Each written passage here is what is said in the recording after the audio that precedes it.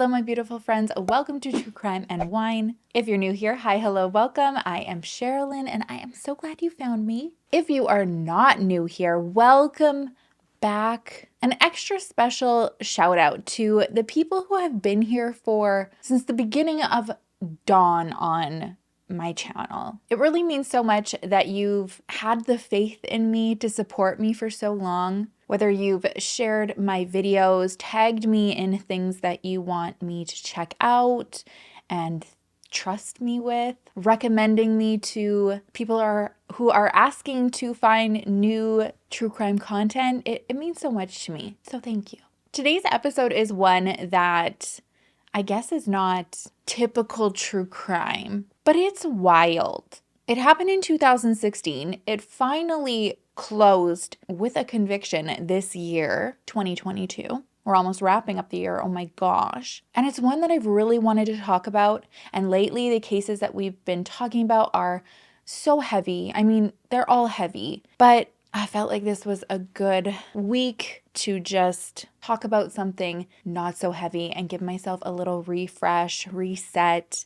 Next week, I am going on vacation for a week to Jamaica. I am going to try my darndest to have a video out for you still next week. If I don't, I'm so sorry. I'll see you the following week. I was even thinking of doing like a live baking, sipping wine, doing like Christmas treats when we get home. So if you want to do that, let me know. Patreon fam, I'm going to hang out with you at one point during my vacay.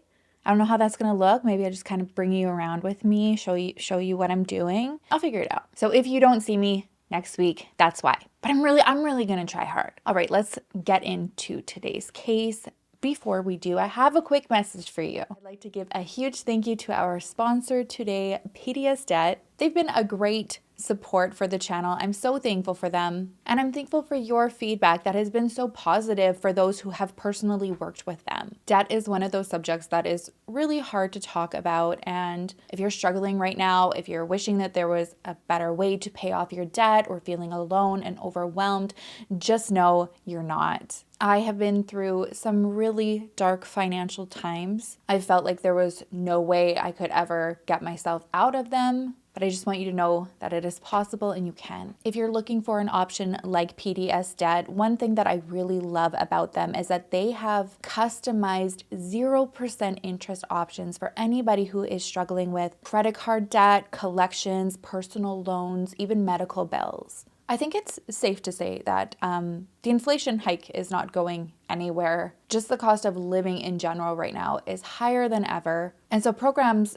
from PDS Debt can really help make a real difference in your day-to-day life by just finding ways to save you money even the first day that you get started. If you just want to check them out, they are giving our qualified listeners a free debt saving analysis. All you have to do for that is just go over to pdsdebt.com/Dale and fill out their 30-second debt assessment. Just by doing that, you're going to receive a full breakdown that includes the best way for you to save interest and pay down your debt the quickest. Everyone with over $10,000 or more in debt qualifies. There is no minimum credit score required. So if you have great credit or fair credit, you are approved. Their program is designed to help you save thousands in interest rates and fees, pay off your debt in a fraction of the time by just rolling all of your debt into one easy to manage monthly 0% interest payment. So if you're feeling like you're making several payments on all of these different cards or debts and the amounts are just not going anywhere, this is definitely an option for you. And it takes so much of that pressure off of your chest because it's just one tangible number that you know that you're focusing on and not a bunch of different things coming at you from all angles. Like I said, PDS Debt is offering a free debt analysis to our qualified listeners. All you have to do is go over to pdsdebt.com/Dale. That's pdsdebt.com/Dale and fill out their 30-second debt assessment. Thank you again so much, PDS Debt. Okay, today, I hate that my bun isn't fitting all in the frame. Poor little guy. Okay, off track again. Today we are talking about Sherri Papini. If you're unfamiliar with the case, Sherri is a stay-at-home mom wife who lived in Northern California in Redding. And in 2016, she vanished. This was huge. I mean, even in Canada, people were glued to their TVs. Everyone in the community of Redding was out searching for her. And after 22 days, kind of that time frame where hope is starting to dwindle that she's all right, Sherri is miraculously found on Thanksgiving morning. Thanksgiving miracle. So now, after her survival, the story gripped people even more. And I mean, after a case like Laci Peterson, which also, was worldwide attention, also happened in California, as much as you don't want to go there, that this could turn out the same, with each passing day, the chances of somebody being found alive significantly decrease. There's also something about missing mom cases that pull you in even more. And with Sherri, that is exactly, what was part of it, I think. She was a mom of 2 and described as the stay-at-home mom of stay-at-home moms. She and her husband Keith also were just described as couple goals. Very sweet, upbeat, fun. Their story is, kind of really cute too. They met in grade 7. At one point they shared a smooch. They didn't date all of those years, but they remained in each other's lives. In 2006, Sherri actually married a Marine sergeant, but they divorced after 2 years in 2008. Allegedly, this marriage was strictly for her to get health insurance. Apparently, they never lived together. But after the divorce,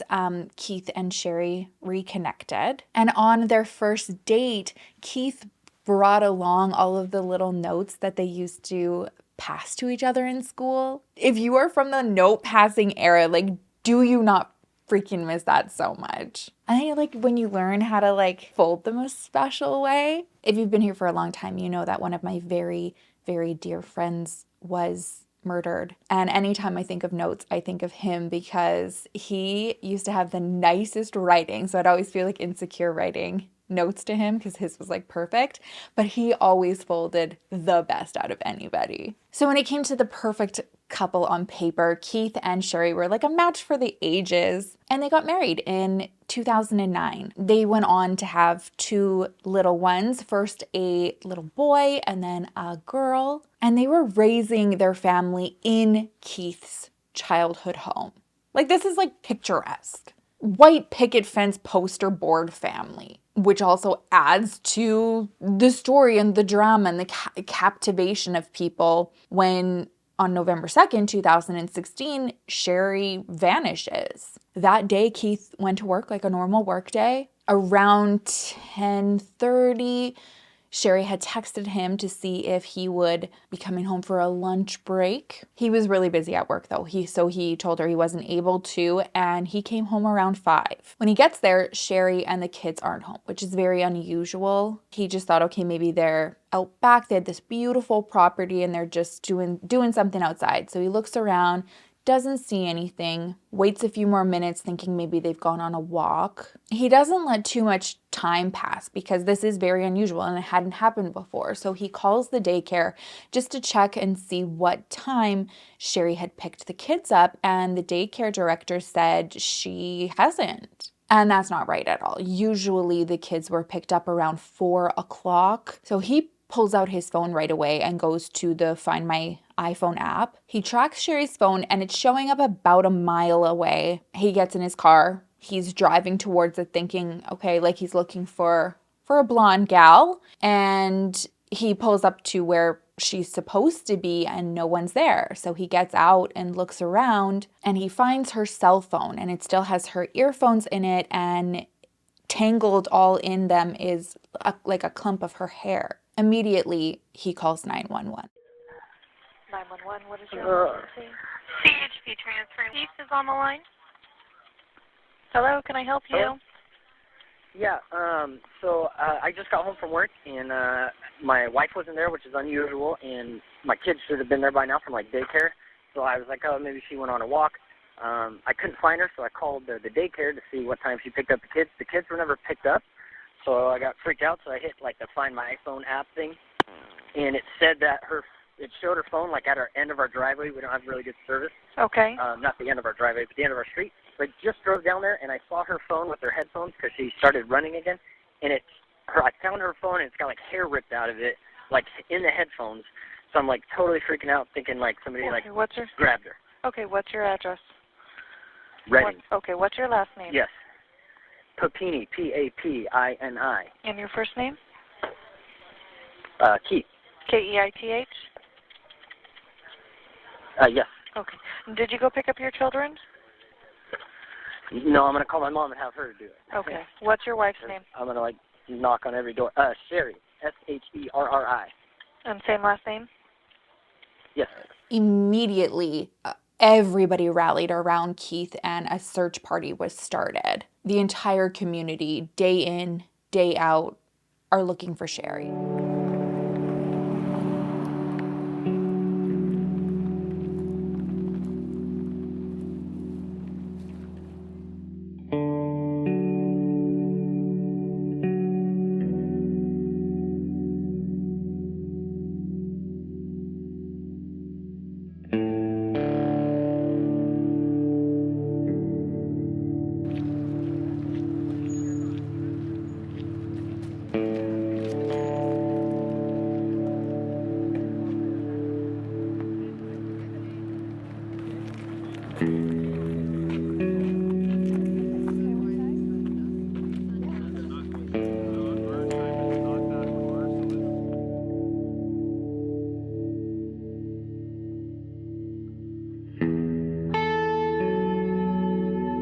And we ask that the public right now stay out of the search area and not interfere or disturb our searchers.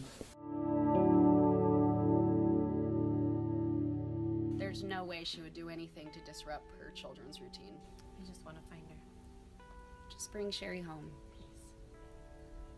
Naturally, Keith is a disaster, and he's willing to talk to anybody who wants to interview him because he wants Sherri's face out there. He wants the story front and center, and he doesn't want to lose the momentum of everybody watching. The husband of the beautiful mother of two who vanished during an afternoon jog is speaking out. Bring her home. Bring her home. Just bring her home.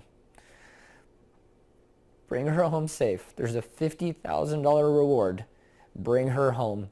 One thing that really got me was hearing Keith talk about this time and made me think of something that I didn't really think of. And that's when little ones are involved. There comes a point where you have to share some information with them, although you want to protect them and not get them scared. They're still going to wonder where their mama is and got to try to explain that. And hearing Keith talk about explaining that really, really got to me. I told him I had something important to tell him, and he jumped he jumped up on the couch with me, and he knew something was up. And he said, "Dad, you can tell me anything." By the 9th day of the search for Sherri, the ground search was paused. As with pretty much every investigation, the first thing that you want to do is interview those closest to the missing person, and that's obviously Keith. So around this time, Keith's given a polygraph. You're here today to clear your name as being involved. Or, I hate to use the word suspect, but I can't think of a different word, so I'm just going to have to use that word. You're basically eliminating yourself from being considered a suspect in the disappearance. So, can I mention something? Yeah. In your case, on how confident you are with this equipment, you give them your feedback. They're going to be. I already feel like they know already, but they're going to be okay, good. When they hear it from you, they're like, good, right? Yeah. Well, I'm going to tell you this: when we're done here today, I'm going to either know for 100% sure that you had absolutely nothing to do with this, or I'm going to know for 100% sure that you were absolutely involved. Period. And if you truly didn't know how fast you were going, then you're not lying. All right, and that's Truly didn't know how fast. Okay. Perfect. All right. Feet flat on the ground. Face straight forward. I am going to inflate that blood pressure cuff with air. You will feel some slight discomfort, but it is completely normal. Remember to look straight forward, listen to the questions carefully, answer them with just a simple yes or no. Is your first name Keith? Yes. Regarding you participating in Sherry's disappearance, do you intend to answer each question truthfully? Yes. Have you ever lied to anyone in authority? No. Did you participate in any way in causing the disappearance of Sherry? No. Do you remember ever intentionally hurting anyone? No. Did you participate in any way in causing the disappearance of Sherry last Wednesday? No. Have you ever lied to cover up for someone else? No. When Keith's results come back, they come back inconclusive. So it's not like an epic fail, but it wasn't a flying with colors pass. However, he did have an alibi that day. He was with his male coworker all day, and he was able to confirm that. So they kind of moved on from him pretty quick, which I mean is great for Keith and moving forward in the investigation, but there wasn't much to move forward to. There was no surveillance, no ransom note, really nothing to go by. Everyone was so invested in this. Allegedly, somebody anonymous even reached out to a YouTuber named Cameron Gamble and offered him to share with his audience a $50,000 reward for Sherry's safe return. So he goes on YouTube and does this, and the kidnappers were given a deadline of the Wednesday before Thanksgiving. So everybody is just on pins and needles, hoping someone comes forward to claim this reward. But the Wednesday before Thanksgiving came and went, no sign of Sherry, and everyone just started really feeling quite deflated. But they're wanting Keith to know that, this close-knit community is still behind him. And so yearly they host this Thanksgiving event. And this year they told Keith they wanted him to come and see everybody supporting him, and they were going to do this balloon release for Sherry and hope that wherever she was, she would look out and see these balloons and know they were for her, and that no one was giving up searching for her. November 24th, 2016 rolls around. Thanksgiving morning, Keith's preparing for this Thanksgiving parade. He's anxious to talk to media, hoping that the right person is going to be watching that day and have some information. Never did he expect that before he even got to the parade, he'd get a phone call saying that Sherry was found and she was alive. She was found about 150 miles south of Redding. She was just on the side of this rural road. It's so early in the morning, like the sun's not even up yet. She's found by a trucker, and it's a pretty unsettling scene to come across. She's gaunt, she's bruised, and she's in restraints. I mean, given just the condition that she's in, it's no surprise that she's extremely frantic. So he calls 911 right away. 911 emergency, what are you reporting? Hi, I have an emergency. There's a lady on the side of the road needing help. Do you know what's wrong with her? She's saying that she got kicked out of her boyfriend's. Okay, just be safe where you are. What is she asking for? She's chained up, her vision's blurry, and she needs an ambulance. Do you see her chained up? Yes. Her name is Sherri Papini. Can I talk to her? Here. Please, Sherry, I need you to listen to me. Listen to me. Do you know where you are? No. I've been in the car. Okay, take a deep breath, sweetie. Who chained you up? Do you know the person, or were you kidnapped? I don't know.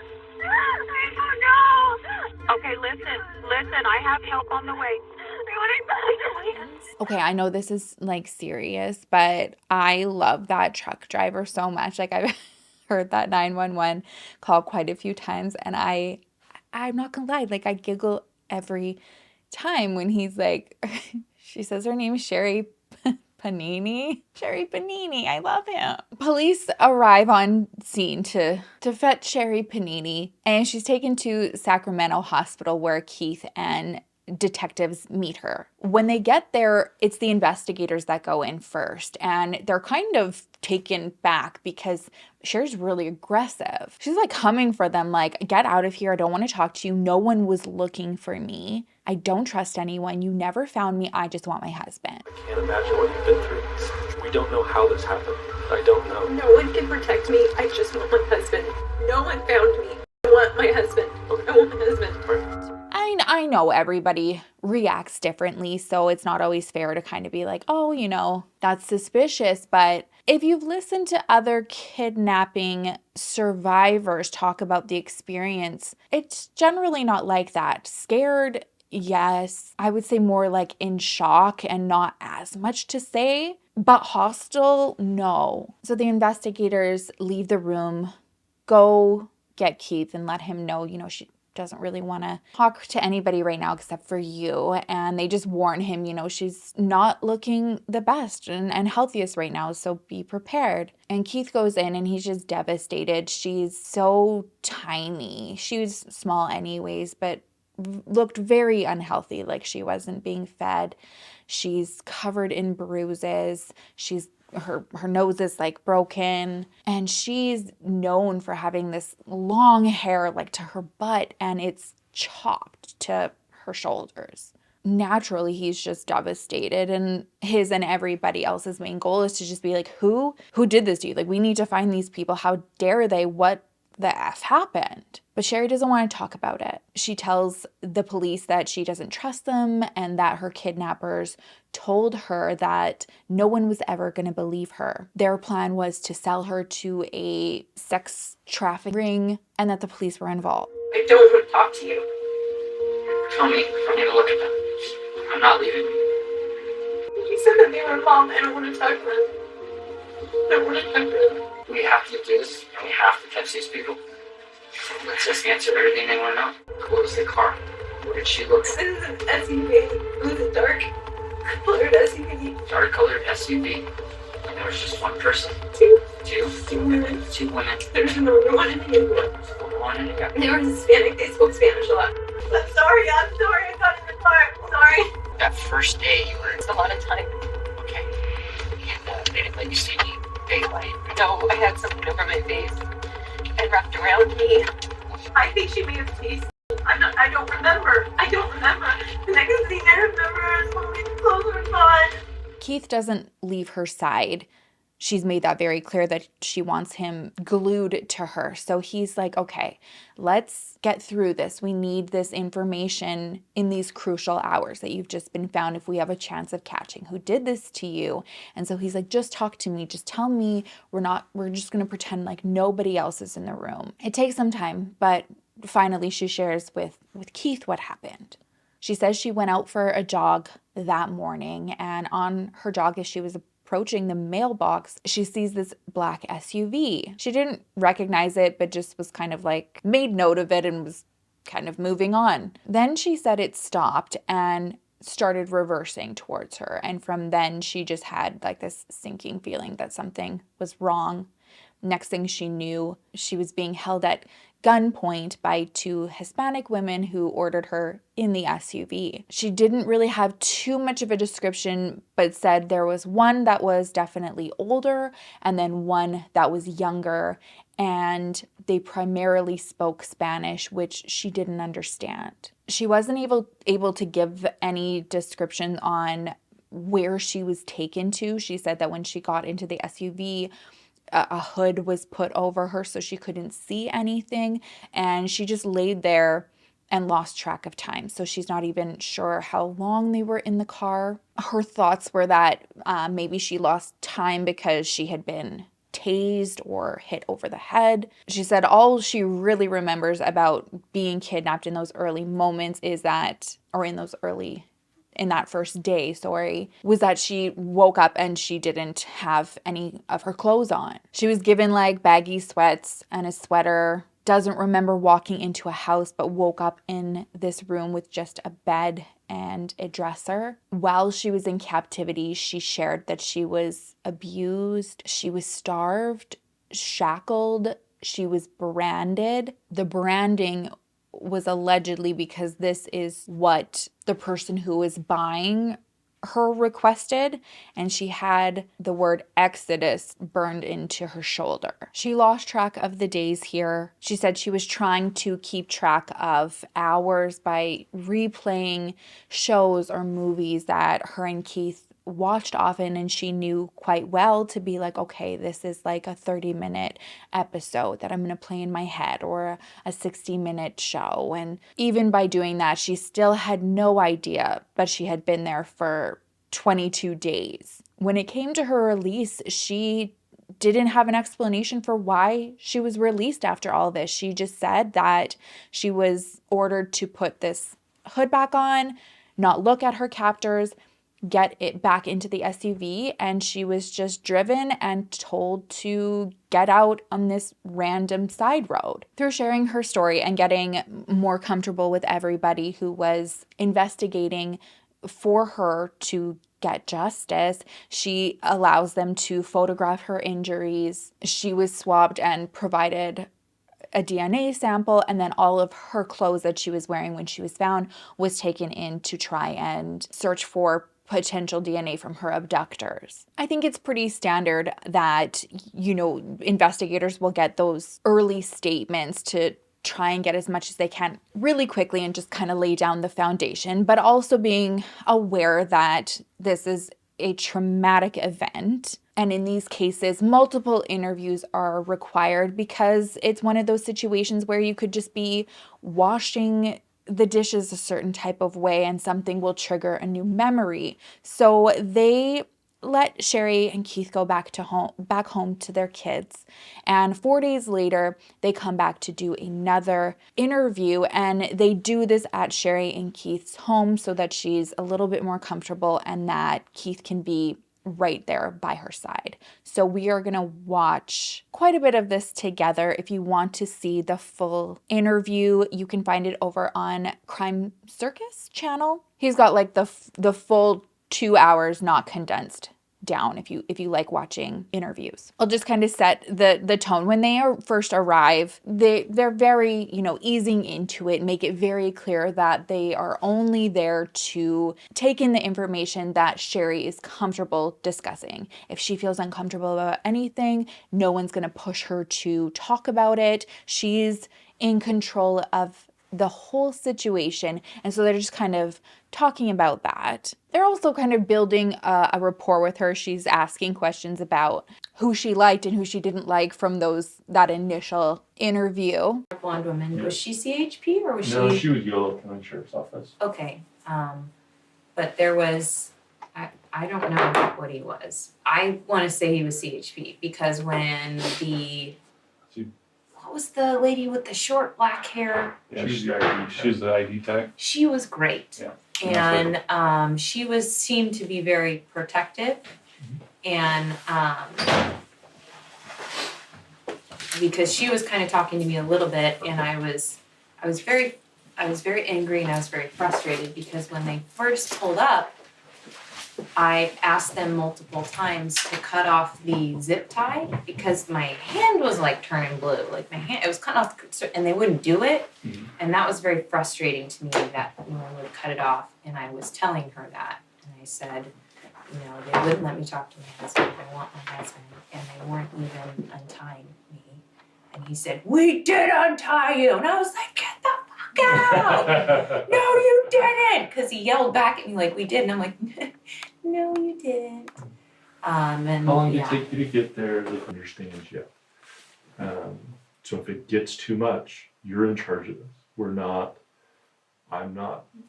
I don't want anything that you're not willing to give me. I don't want to push you farther than you think you can go. We're here for you. I'm here for you. If this turns into something that we need to do once a week.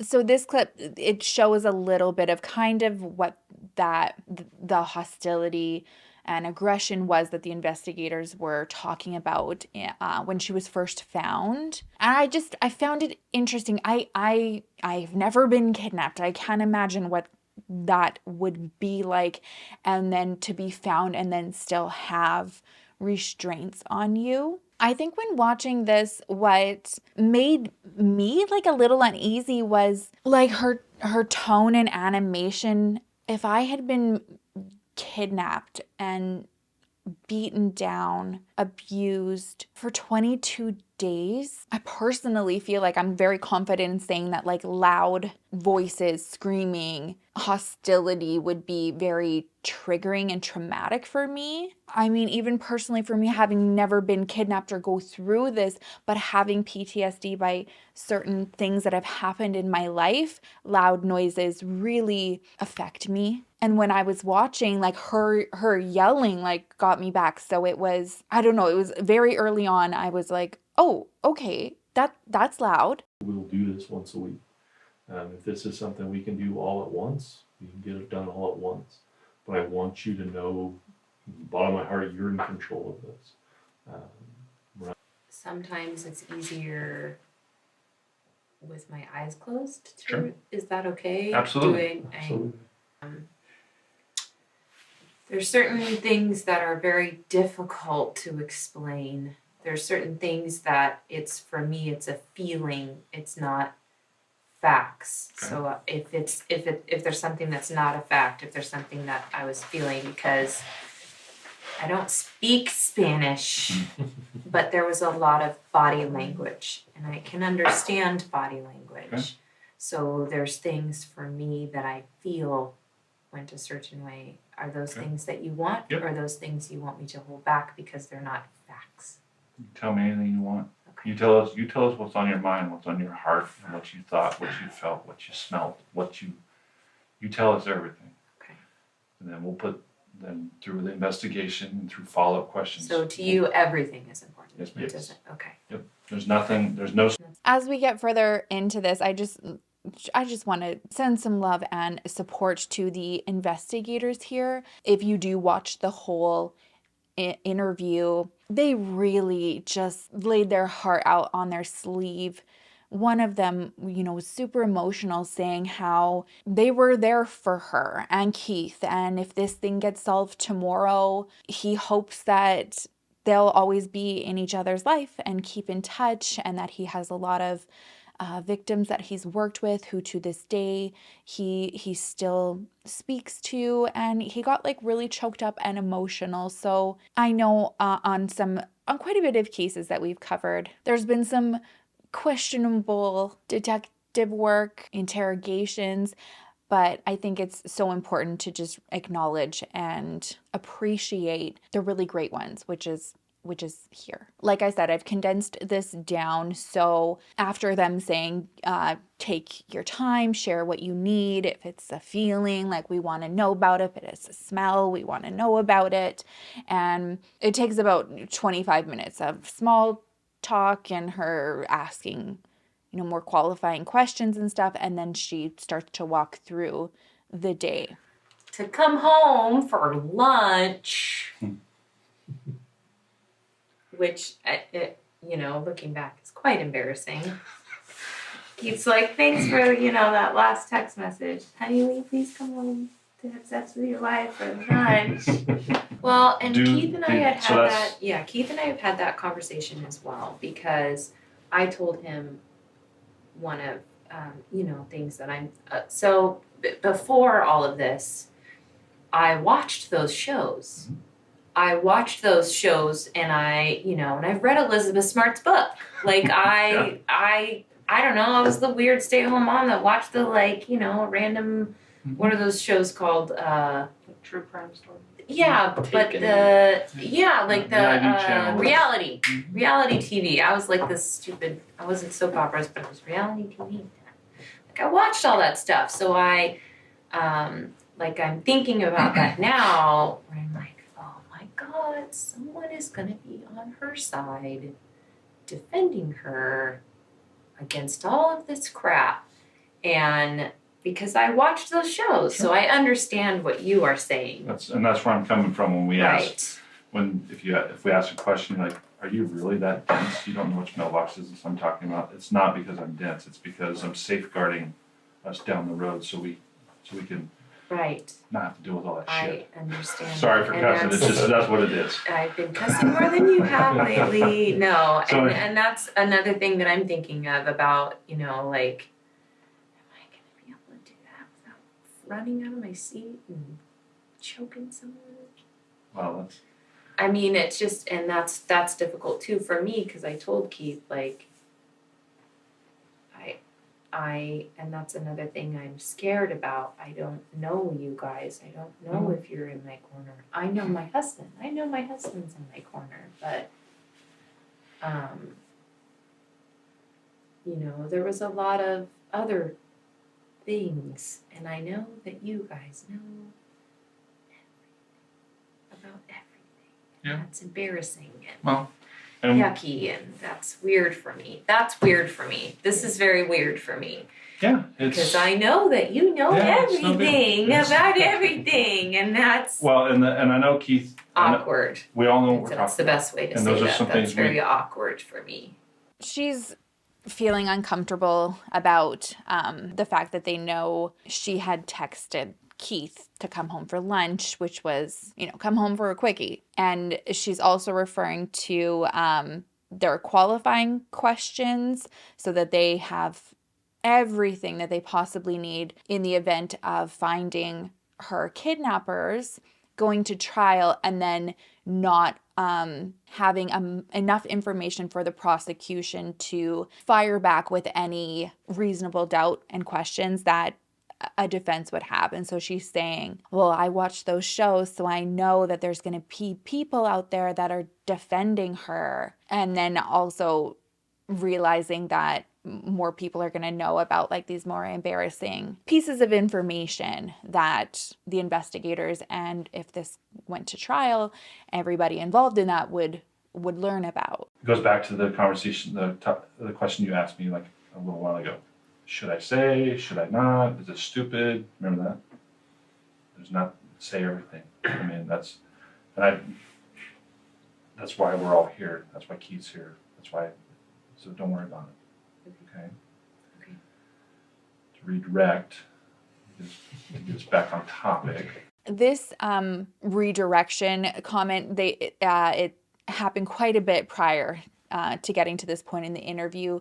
Like I said, there was like 30 minutes that go by before she talks about anything, and definitely runs with going off course. I mean, for 10 minutes before this, she was talking about her chickens and asking the detectives about his chickens. So when he's saying, okay, like now we need to redirect again so that we can talk about this, she's really, really pushing off getting into what happened. So you just about get to the mailboxes. And the mailboxes at Yes. Sunrise and Old Oregon Trail. Correct. Go from there, if you can.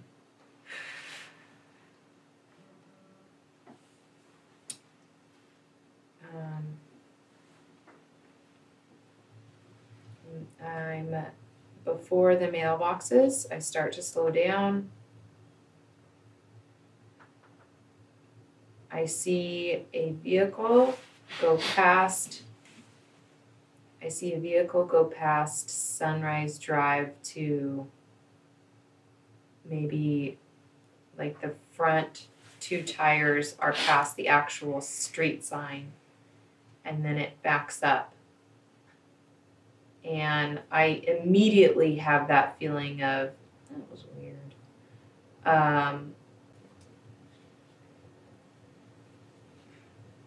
You're doing good, Sherry. If you're having a hard The window goes down, but it was a woman. And they back up. Are you having a hard time recalling? It's frustrating because I know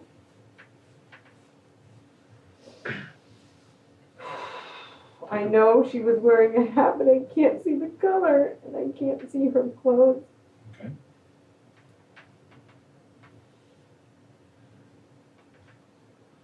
Rather than focus on the small details. Let's talk about the big details. I'll make a note. We He can come back asked for help.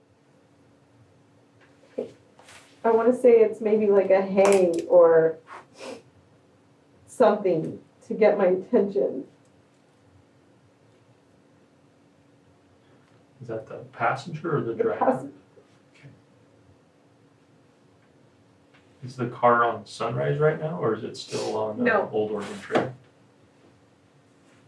It's on Old Oregon Trail. Okay. How far away do you think you are when that happened? When what are you asking? When the car stops?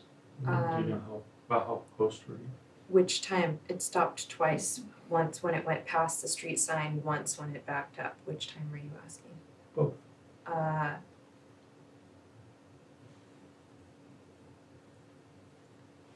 The first time, it went past Sunrise Drive sign, but not all the way. Backed up and stopped. I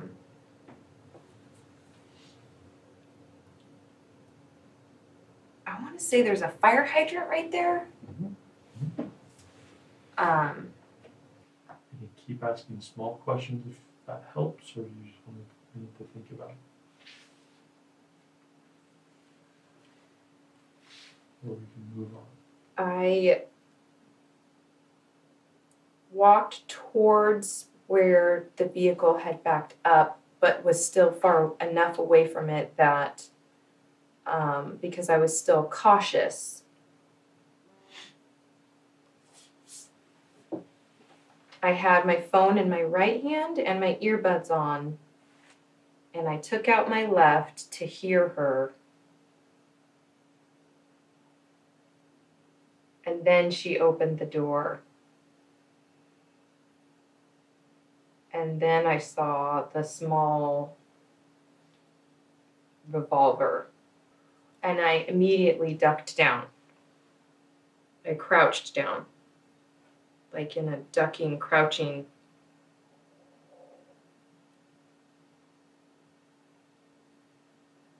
Like all the way on the ground? So like the fetal position while you like a catcher's I mean, position? my knees weren't on the ground. It was almost... Can you demonstrate? Yes. It was, okay, so across the road, phone's in my hand, earbud out, towards the vehicle. This. I find certain aspects of Sherry's retelling interesting, questionable maybe, because I wonder what is going on in those crucial moments of the retelling when her face is like always planted, covering her eyes, like not wanting to look and face anybody. And just going off of some other similar cases, it can be slow because it is hard to talk about what happened. But usually, you know, like that connection is there. You're wanting to make sure that you're being heard, believed, understood, like what the severity of the situation is, instead of just like having your head down, not knowing if anybody's even paying attention and cares about solving this for you. And then I found it interesting when she got up and started walking around, because it's almost like she's saying out loud, she's like, okay, like, yeah, okay, so I was walking here, making sure that the steps are making sense and aligning with the story. Not all the way down. Squatting. Okay. Not crouching. Squatting. Laid my phone down. I can't remember if she said, we don't want to hurt you, we don't want to kill you. I can't remember exactly if it's we don't want to something, we don't want to something, we don't want to something. And then I put my phone down. As soon as I set it down, I was so mad because I couldn't call my husband. And as soon as I set it down, and then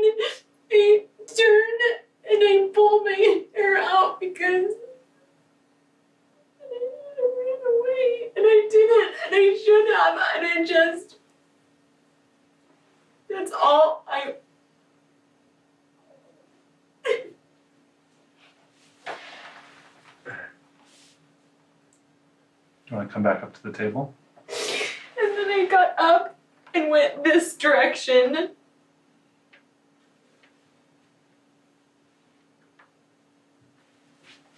And I can't remember lifting my leg. I can't remember the back door open.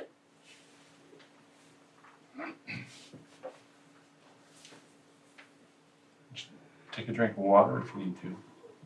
And I want to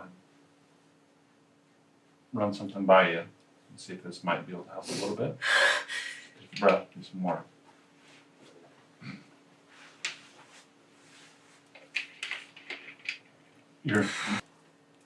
I'm trying to see the tears. I don't see any like discoloration in that surgical tape there. Just saying.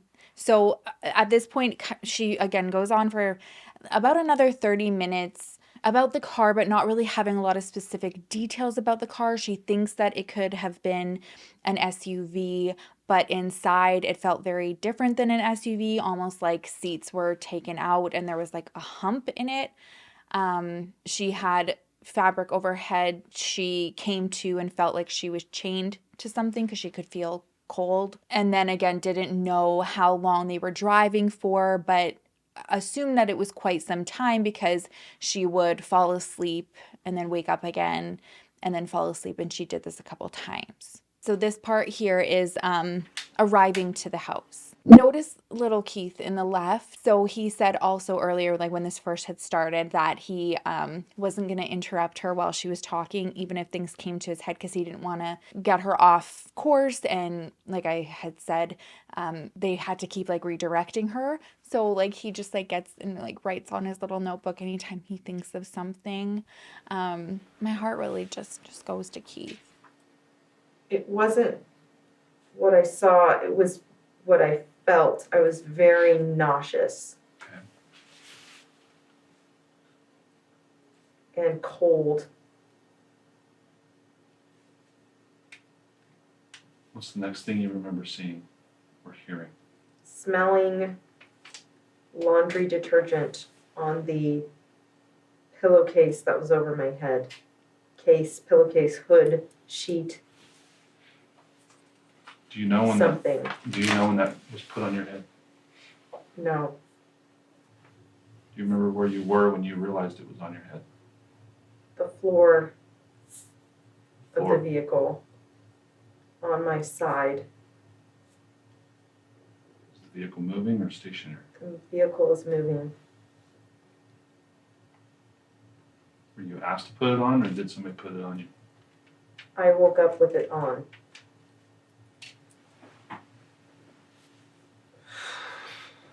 You're doing fine. This is good right here. Okay.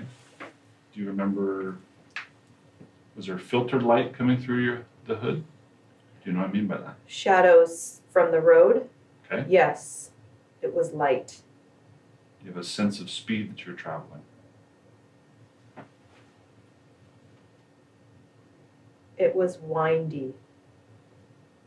Okay. Windy roads make me nauseous. Okay.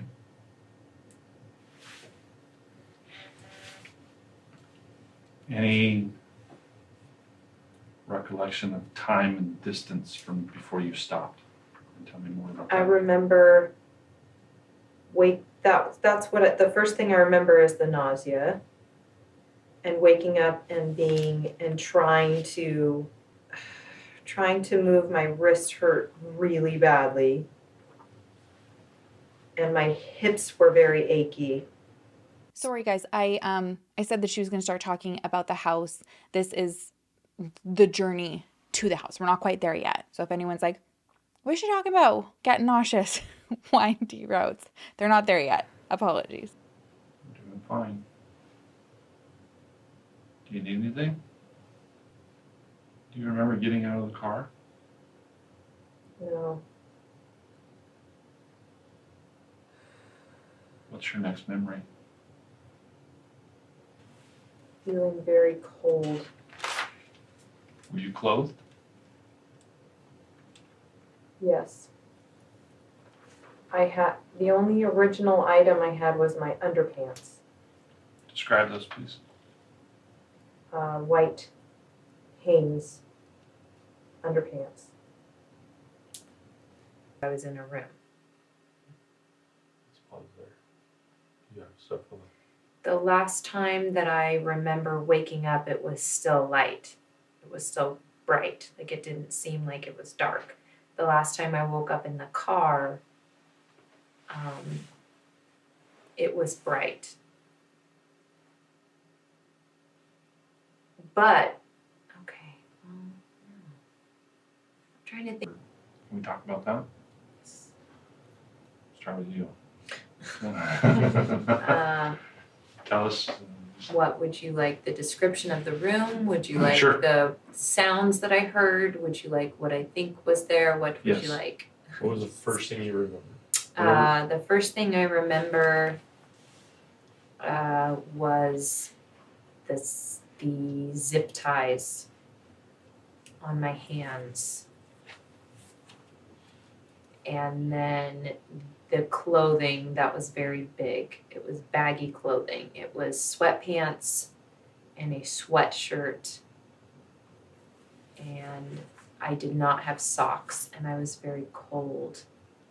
And there was zip ties on my hands, and I didn't feel good. I couldn't stand up.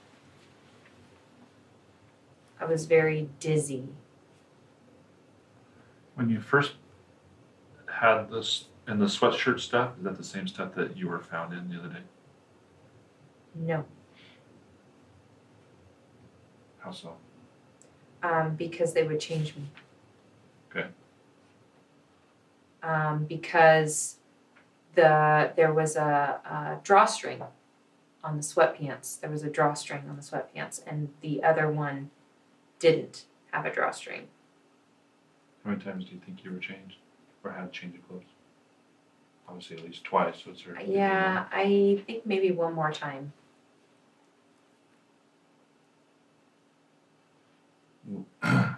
Did it seem like the clothes were new?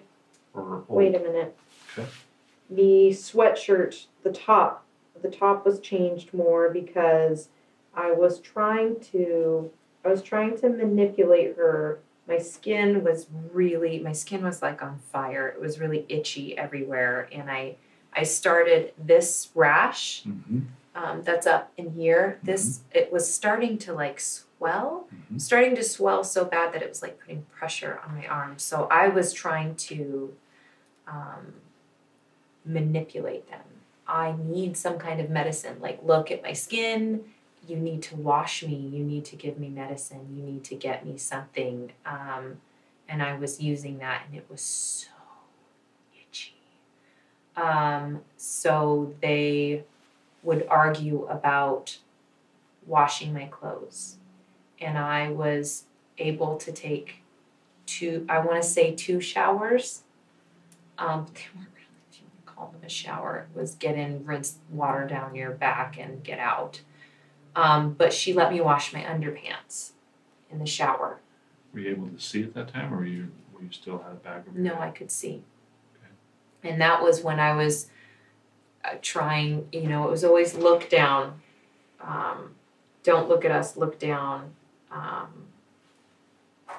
was never allowed to look up. The first day with the zip ties, getting out of them, because they were behind my back. So I pulled them. I did one of these moves. And that's what this scar right there is from, is the very beginning when I got them off. And I bit them because I couldn't, because Keith and I have even tried this move before, the whole, like power through it and bust it. And I tried that and was unsuccessful. and it cut right here. And I was like, I remember doing this with Keith. How the F do I get these off? And I tried that several times, and I tried the power bust it down, and that's where it cut in right there. And then I was like, I can't bust through them. So then I just chewed it off, and I cut my lip right here, and then I busted them. And then it was like, I tried the door. I could tell that the door had a deadbolt at the top, so I couldn't open the door. And then they came in, and that's all I remember from that experience. there's something else. No, there's something else before I tried the door. There was something else before I tried the door. The windows?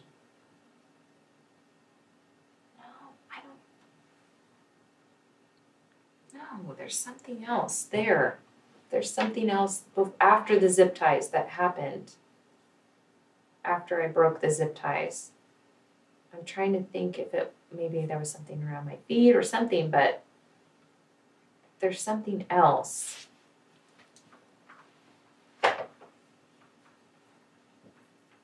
We can come back to it.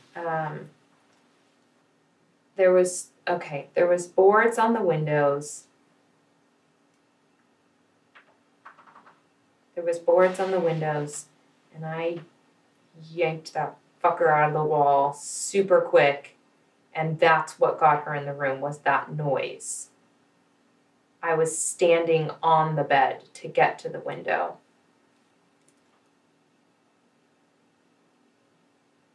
I was standing on the bed to get to the window. The yanking it out was what made the noise, not the zip ties, not anything. It was the yanking the board, the first board. There was 2 boards. It didn't go all the way across the window. It was window, board. I'm doing a terrible drawing. Board. There was no space in between, sorry. But window, board, bed, this one. Broke my nail, ripped it off. She came in and then it was lights out. What do you mean it was lights out? I can't remember if I was hit with something, if I was stuck with something, and that's what I was asking too. If I was tased, wouldn't I remember? Or would there be a scar? Would there be a mark? Would there be a mark? It just depends if the probes made skin contact, or if it was a handheld, there'd be. But it wouldn't register you like cognitive Here. help. It's skeletal muscles. So it's only muscle, so it wouldn't be like you see on TV all the time where you get tased and they just lay on the ground. Yeah. But tasers only affect muscles. So have you ever touched a horse fence, a horse wire? I don't think so. Hot wire. I don't think so. It's a unique experience. Okay. But you ever been shocked before in general? I don't think so. Okay. So like with the taser comes through, like if I get tasered here and here, it'll only affect my muscle. The electricity goes from this probe to this probe and it attaches all the muscles because it's water. So the muscle will tighten up and that's where that clack, clack, clack. So it's only that quad. Okay. If I put it from here to here, you'll do both quads and my abdomen as the electricity goes from this leg up and around to that So leg. chances are it probably wouldn't have knocked me out. No, not cognitively. Right. If it was like a handheld, like a drive stun, it would shock you and make you like, ow. It wouldn't. But my eyes would still be open. But- Yeah. But your brain could also just say, I don't want to remember. You still have that element to it.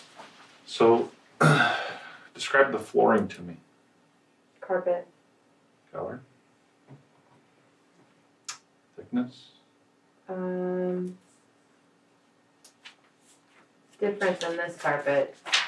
It wasn't like 1970s shag carpet, was it? No, it was like a cheap. I don't want to. I don't know if it was like brown, maybe orange, like an orangey brownish, but it was like cheap. It wasn't. It was like cheapy. Was it like It was secured? It was a different carpet in the closet also. The carpet in the closet texture was different than the outside room carpet. Like they replaced the carpet and then just didn't replace the closet carpet. How about the bathroom? What's that look like? I tried to hit her with something in the bathroom, and then the next time I went in the bathroom, everything was gone. The mirror was gone, the towel rack was gone, everything was gone. But it just was a standard.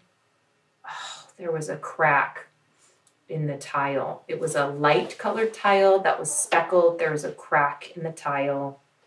It was always hands on the wall.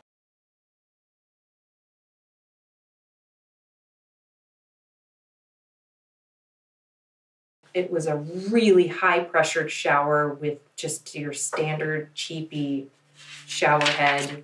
I was never allowed to touch the nozzle in the beginning, that very first shower that I had hurt really bad because the burn was fresh and the water was running over it and there was other open wounds, and it just, oh, and she doused me. I want to say it was like rubbing alcohol maybe, because it was that smell and that burning. I don't think it was peroxide. I think it was rubbing alcohol. But it was like a doused. When you were on the cable. What do you mean? A minute ago you said when I was on the cable. Were you tethered to a cable? There was a chain around my waist. Okay. So the chain had, the shelf was maybe, she's describing inside of the closet that she had been chained to a couple times, that there was like this pole in the center of it. Again, this is like very important later on down the road. And then she's just explaining like what the layout of that was and why she couldn't get free. I could touch it. I had this much leverage, so I could touch it. So it was probably, the shelf was maybe this tall. Because I could grab it, but I couldn't push it up. If I could push it up, if I was tall enough to push it up, I would have been able to get out. But I wasn't tall enough to push it all the way up. So the shelf, I could grab like the ledge. You know, if I was on my tiptoes, I could grip the ledge.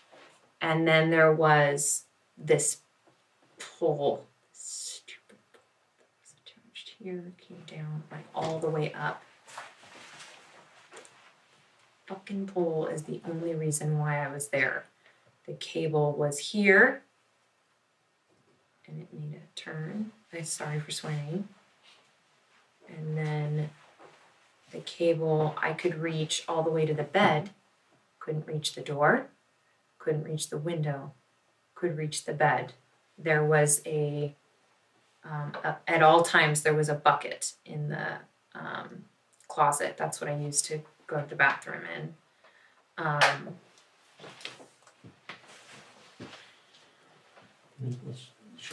My wall, but I couldn't. And trying to move that pole, but I couldn't move the pole. The pole too, it wasn't just like a pole, it was like almost, it's not quite rebar. It was, okay, so think of if you had a screw that was big and long and you tried to grab it, it would like cut your fingers almost. Is that making any sense? Like a lag bolt? I don't know what that is. It's a big screw. Yeah, you described a lag bolt. It's a large wood screw that kind of similar to like rebar, but it's for. Yeah, it wasn't very thick. It wasn't like I could grab it with both hands. It wasn't thick enough that I had to do this. Right. It was. But you put it in your hands. Yes, but I couldn't grab it. Like those were some of the first injuries that I had, was trying to rip the stupid thing out, and I made my hands hurt a lot. That there was just, it wouldn't give it all. So like thickness of a pin. Like I don't know, like why.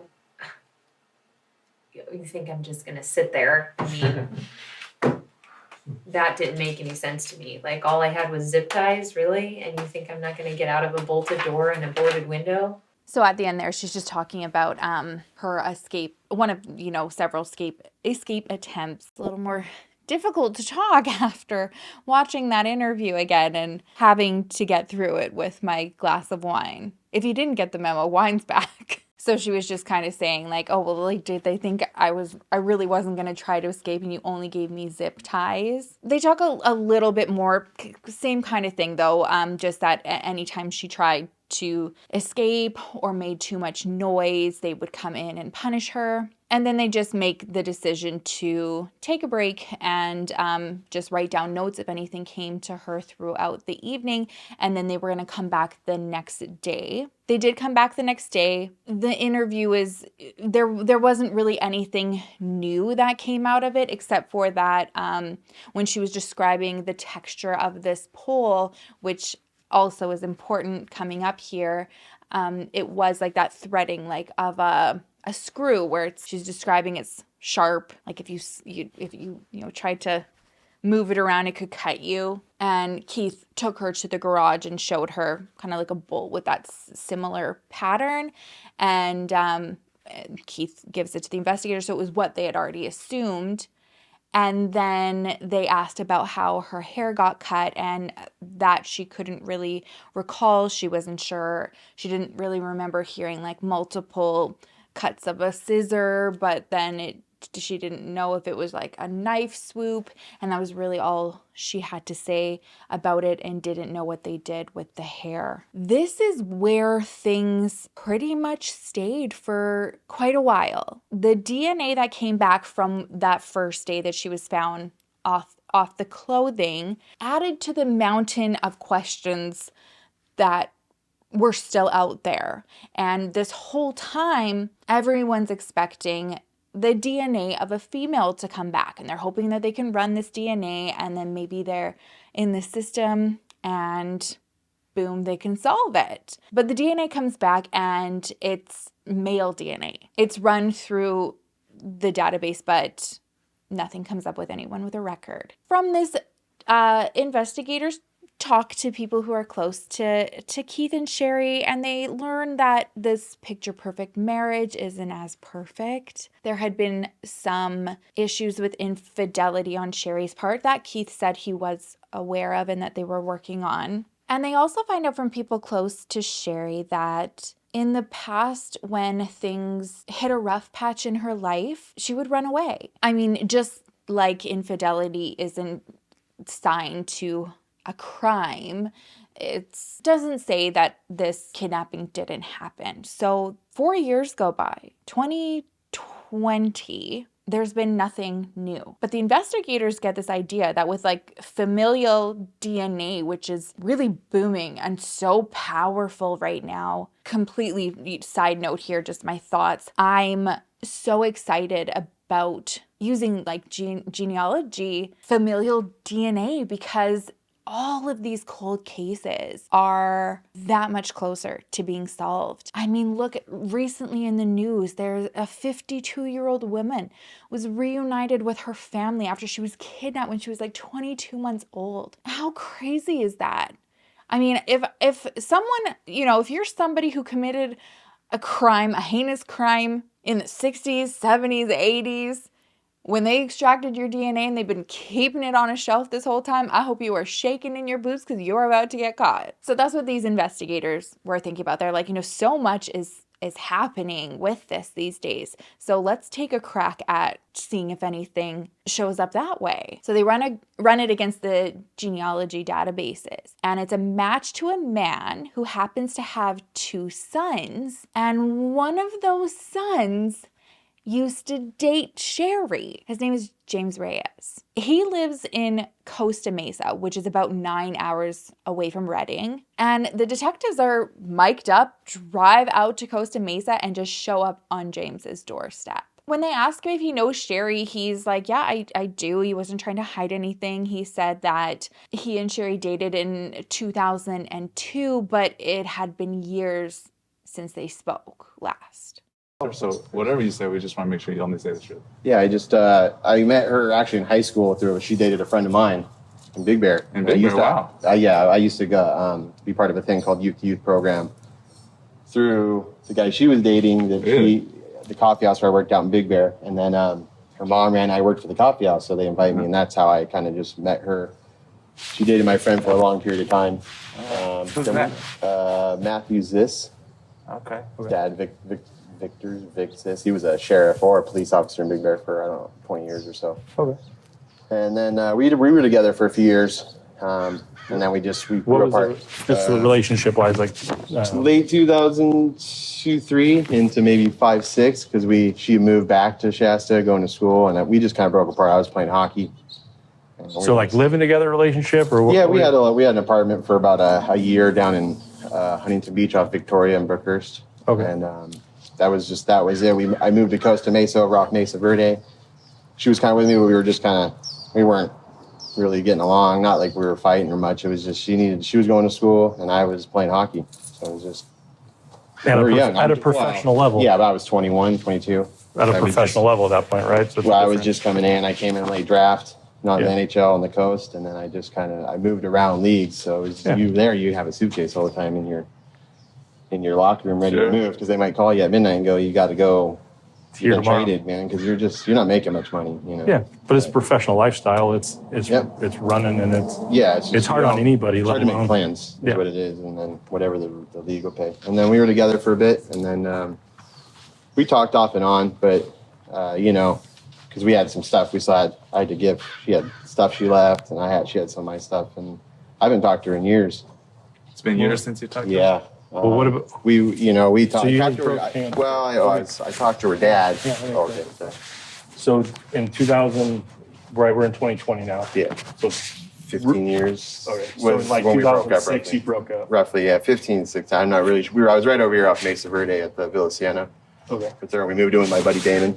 Okay. Worked for me. I worked at Hockey Monkey part time, and then when our lease was up, we were coming up, and she wanted to go back to Shasta, and I couldn't go. I had a little brother, Linda, and I've always kind of taken care of her. My dad had stomach cancer, kidney cancer, and he died. So I just kind of been doing the only grandson thing. But then I'm trying to think what Ducks game. She had contacted me some years back, and her dad was going to be down here, and I knew her family. Mm-hmm. I went to a hockey game, not with them, but I just met up with them after at the Players Lounge. Had a beer. About what time? I'm trying to think. It was about 3 seasons ago. Is all I'm trying to think. It was game something with the Ducks, but it was about 3 seasons ago. Like 17, 16, 17, 15 maybe. I'm not even sure. No, not playoffs. It was just a regular game. My rink's over there, and I just go all the time. I have tickets all the time from the rink there. But okay. So somewhere around like 16, 17. You guys met up? 14 to 16. I mean, it was during the season, so I just know at the beginning, it was about 3 or 4 seasons ago. I'm a little behind now because this season's not quite. It just started, and I was confused the other day. Obviously, she had gone missing for a while, though. Yeah, it was all the news. My mom had contacted me, because was this last contact you had before she went missing? Yeah, and it was just she called me or text me time, let me know that her dad was gonna be down. Maybe I can meet up with him, and she gave me your number. So I messaged him, and he was with an old. He races boats, I guess, down in San Diego. So yeah. This is where I met up with him. No dinner or anything. It was real quick. I got there. Was Sherry there too? Or just no, just him and some gentleman that he was racing with in San Diego. Okay. They race like blown boats or something. Yeah, that crazy stuff. Down in the harbor. Oh, hell no. So the last time you saw her in person was when? Oh, man. A long time ago. Not quite a year after we broke up. So maybe she had been down here and collected some stuff. And I took some stuff to her that I just had at the apartment as I moved out of there, and I moved to La Habra with her. Okay. So is that more or less 2007? 6, 7 right now.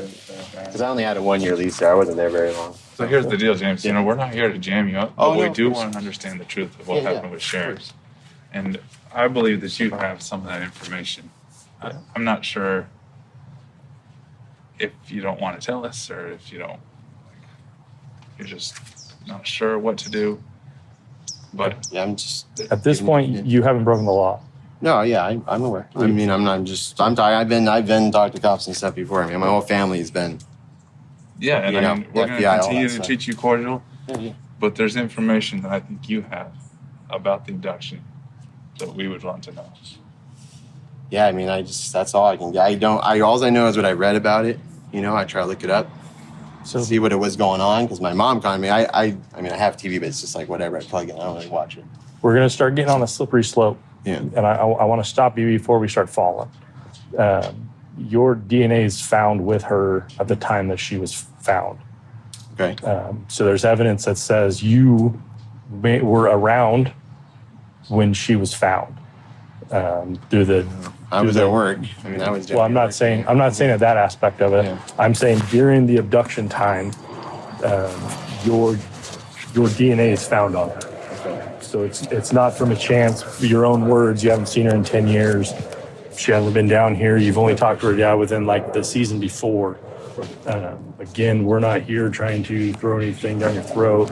We're just trying to understand how your DNA got there, what the situation is around it. If she was truly abducted, is she lying to everybody and got on 2020 and is a liar? Right, and that's where I seen it. And we don't know where that is. We know you're the bridge to that information because you're the only DNA, and it's specific type of DNA. I'm sure you've heard of touch DNA. You've heard of all these different types of DNA. Well, I'm going with it right now. The virus. Yeah. But DNA would just spitting. So your DNA is on her when she's found. Okay. So we know either she was with you or she was close to you or a house that you've been at. Now, obviously we came here prepared, right? Yeah. So here you can see like we've done our homework. We've done checks on like when has your vehicle been spotted by license plate readers. Yeah. So this is all the dates, different dates. Yeah, I'm all over it. We can see you here, on the 24th. Mm-hmm. You're parked right here at your crib. Yeah. That's the date she was released. Okay. So we know your car was here when she was released. Yeah. It's always what's kind of always here. So I had another car. That's why when you're like, no, I was here at my house. Yeah, we know that. Well, no, I was at work. On that or on this day, Thanksgiving Day. No, Thanksgiving. I came and picked her up, and I went to San Pedro. You can call my aunt on that. Perfect. And so what we think is who drove her up to Woodland and dropped her off. No, not me. I was with her. We're not saying you. No, I know, but I mean, it wasn't. Obviously, it wasn't you. Your car's here. Yeah. I don't know. This is James. I don't know. No, I don't know. I really don't.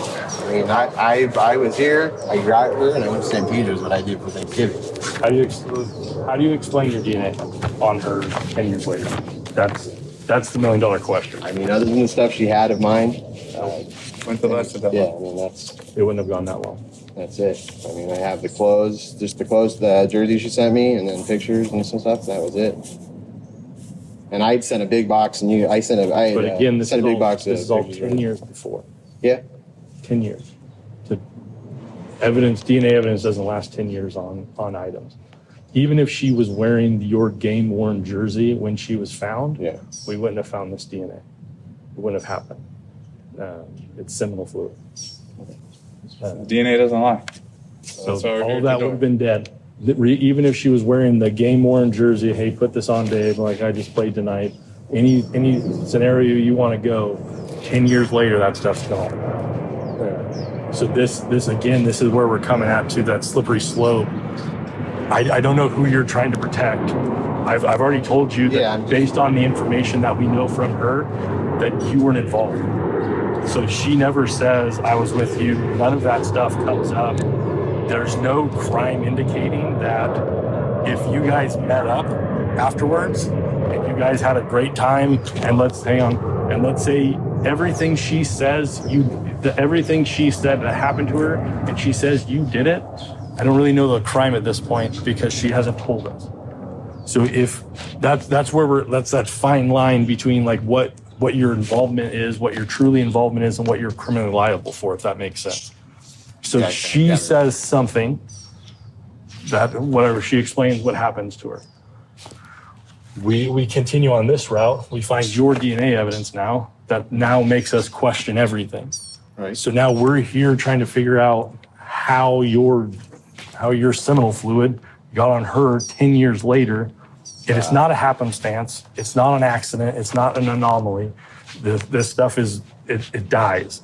So when seminal fluid dies, it no longer can provide DNA. So in that 10-year period. Yeah, I'm gonna have to talk to a lawyer because I don't understand that at all. I'm saying is she's not implementing you on any type of crime. She hasn't said that you're the one that hurt her. She hasn't said that you're the one that like beat her up during all that time. No, I know. You understand. You're asking about like sexual stuff. And she's not raped. Yeah. So there's no rape allegation. I'm just saying there's seminal fluid on her 10 years after you guys even talked to each other, the day she was taken or the day she was found. I don't think she can even Yeah, her dad said she almost died on her second birth. She had like major complications. I mean, I think she's a fairly sick girl. That night I talked to her. Now you talked to Dad? Dad. Okay. Yeah, I mean, that day she let me know he's coming, but he had said that they almost lost her. Yeah, but I think she's so small. Giving birth is small. She's pretty tiny. But yeah, I mean, I don't know, man. I can get back to you or something. I mean, I got to talk to the lawyer. It's a little weird. What do you mean? Well, I mean, you're asking about semen and stuff. I'm not really sure about that, you know. So, and but I mean, I haven't been. And the point of me like telling you that exactly. It's just that's the gap. So we're looking at a 10-year gap. The detectives are letting James distance himself from Sherry for quite a while. It's about over 20 minutes. And then they're like, we found evidence saying that he was somewhere near her when she was found because it was on her sweater. And James tries to explain it by being like, well, yeah, like I've given her clothes before, like when we were together 10 years ago. So, you know, maybe that's just kind of lingering on.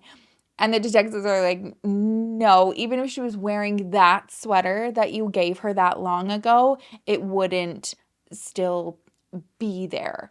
So, you know, to imply that it's been on her skin for this long because she wore a sweater of yours, it's not adding up. And they're trying to tell him, you know, we're not here to blame you for kidnapping or charge you with anything. We need your help. Like without you, we don't know what's going on. And there's something suspicious here that's not adding up. And you're involved because DNA doesn't lie. It's another about 30 minutes where he just doesn't want to crack. A couple times he said, well, if you're saying this, if you're saying I'm connected, you know, maybe I should talk to a lawyer. And investigators are like, that's fair if that's what you want to do. But again, we're not here to accuse you of anything. We need to fill these gaps. It's over 50 minutes into their interview. James, he confesses that he helped Sherry. Like, right? We're straight shooting with you. We want to know what happened. This is your one opportunity to tell us your side. Because I'm going to go back up. I'm going to talk to her tomorrow, and she's going to tell me what happened. Because there's now irrefutable problems. So before we were on the I don't knows, I don't know where she was. I don't know who was there. I don't know this. I don't know that. I don't know this. Now I have an idea of where she was because of that picture. I have an idea that you were there because of your DNA. So the story of I don't knows is now getting this small because I believe she was here for a portion of that time, not the entire time, but a portion of it. So she gave us this amount of information that was true, this amount of information that was true to keep the story up. She was on 2020. She has to save face, right? She has to. You don't. But some of these things we already know, and we've already investigated them, and we figured it out. We're giving you the opportunity to tell us the truth. Like, for example, I saw that your phone activity stopped just before she was taken. And didn't start again until later, after she was released. Okay? So why turn off the phone for that long, right? Yeah. Exactly. Nobody knows, but you know. You know what happened. Yeah, no kidnapping. You know, I did what a friend needed to need, and what she was doing was what she was doing. I was just here. What was her need? What did she say? Whatever problems she was having with her husband. And that was that. I mean, she had something planned up and everything, and I was just, I'll just deal with whatever happens. If you're in that distress and you've made police reports and they haven't been filed and are looked upon, which today, if that happened, would be a whole different game just because of the nature of the world. But that's what she's saying. Like I said, I hadn't seen her in a long time. Okay, so I know you're nervous. No, I'm fine talking. I mean, I'm good, you know. So let's start small. I'm just nervous for myself, right? Absolutely. Because you can't abduct somebody who called you and asked you. You can't. There's no way I would drive up there for any reason. You can't. You can't assault you if you ask to be assaulted. Nope. Right? It can't be a crime. If somebody asked you to do stuff, it's not a crime. Of course. So like when we came in here, hey, can we come in here?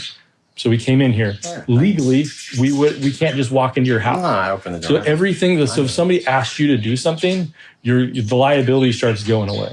Basically, his entire story is that Sherry told him her husband was abusive. Keith abused her. He forced himself upon her, and she was fearful of him. She asked James to come and get her. She asked him to coordinate a rental vehicle, a burner phone, and then drive 9 hours to get her. And he thought that it was a friend in need, and he did it, no questions asked. He said when they got back to his house, he offered his room for her to sleep in, and he slept on the couch. He never knew what the plan was from Sherry and didn't want to press or ask. You know, he's under the impression that she's in a really unhealthy relationship, and all he can do right now is be a really good friend to her. So he would let her do her thing. He said oftentimes she'd spend entire days in his bedroom. He said she asked him to put boards up on the window. She wasn't eating hardly anything. One day he came home from work and her hair was completely cut off. And when it came to the injuries, he said that there were times like he would notice she was bruised and didn't know what had happened, and then quickly realized she was doing it to herself and asked him to help with some of these injuries that she sustained. When she was found, there's just bruises covering her legs. And he said she asked him to shoot hockey pucks at her legs. He didn't want to do it. He definitely didn't want to do it like slap shot style. So he would just kind of bank them off of her legs, he said. And I guess Sherry is somebody who bruises quite easily, so she was able to get injuries without a lot of force. She wanted him to hit her with a hockey stick in her face, and he said absolutely not. So she grabbed a hockey stick and bashed it in her nose, and that's how she got this injury to her nose. And then she instructed him to go to like a Hobby Lobby.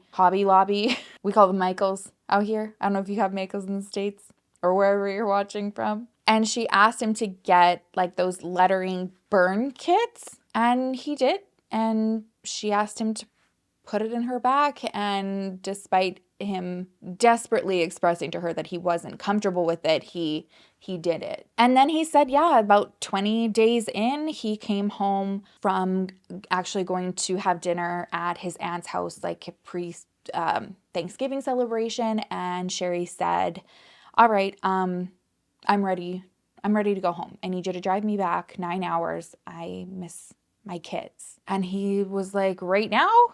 And she was like, yep. And so he did. And then the huge piece of everything was the investigators they have no reason not to believe James. And so much of what he's saying is filling in those holes for them that they had these questions about. And it was when they asked James to give them a tour of his house that everything completely fell into place, because the room that she was in was exactly as described. I believe the pole was explained in the closet because of a renovation that he was doing. But the two different carpets were like she said, the color was like she said, and then the bathroom as well.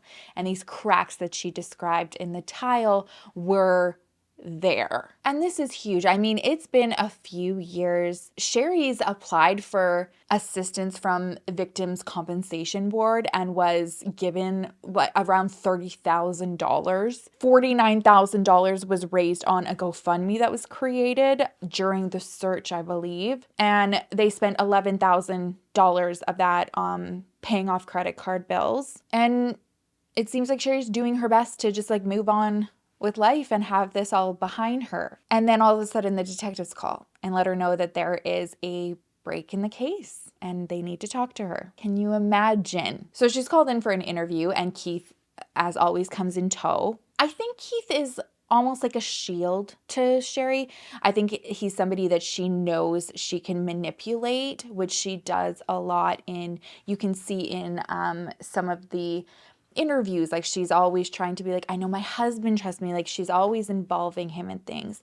And even in that second interview that she did, she really leaned into that, where she was like, you know, I just kept replaying our wedding song in my head. And I kept saying to myself, like, what would Keith do? How would Keith get out of this? And so she was really trying to like strengthen that connection and have him know that she needed him and not to, you know, question anything. So I think she was very well of his love and loyalty and devotion to her, and having him by her was always like a protection if someone were to ever question her, because Keith never would. So they roll in, and I'm going to tell you, I'm refilling my glass because this interview is, it's like you get like the secondhand embarrassment, cringe, uncomfortableness. So take this minute to top up if you are sipping along.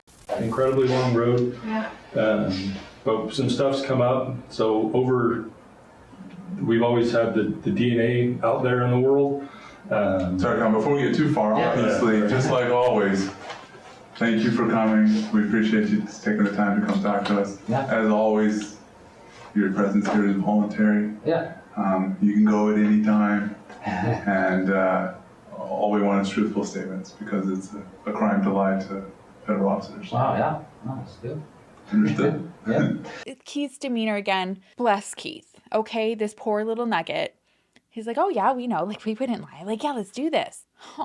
But this first comment from the detective it's important, because what he's initially trying, or essentially trying to say, here, is that Sherilyn shouldn't have brought wine back on the channel because I can't talk anyways. And now, you know, after a glass, it's harder. No, what he's trying to say is what brought us here and you into our lives, this kidnapping story from you or allegation, if it's not true, that's not a crime. What's a crime and an offense that you can be charged with is if you lie to the investigators. And so he's like, we just want the truth, whole truth and nothing but the truth. And if it's that this isn't true, we need to know. And we'll figure out how to deal with it from there, but it wouldn't be illegal. The only thing that's illegal and chargeable is that you're lying. Sorry, forget about that part.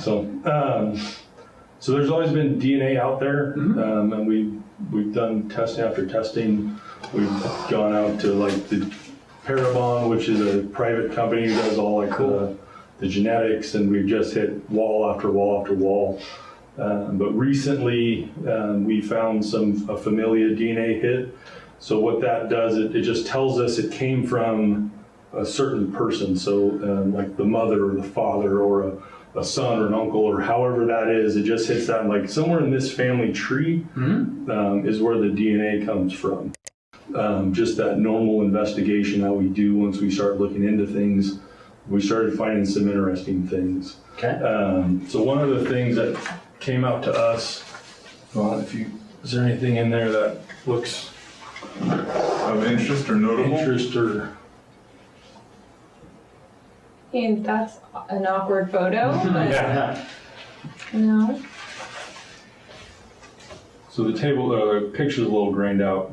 So to me, I see a table there that somewhat looks like something you described to me in the past, and then I see wood paneling. Talking about the room. Yeah, we noted both of those things back in August 2017. Was when we spoke with you about, and you showed us this picture of the table. Mm-hmm. Do you remember that, Sherry? Yes, I do. And so when we were trolling through this, Facebook page, we saw just the edge of that table. Yeah. Denise got it, in fact. Oh, cool. Denise said, "Hey, Peter, look at this table." And I was like, "Oh wait, you're right." Yeah. And it has the wood paneling. Mm-hmm. So we're like, well, where was that photo taken, right? And so we're trying to figure that out. So. Okay.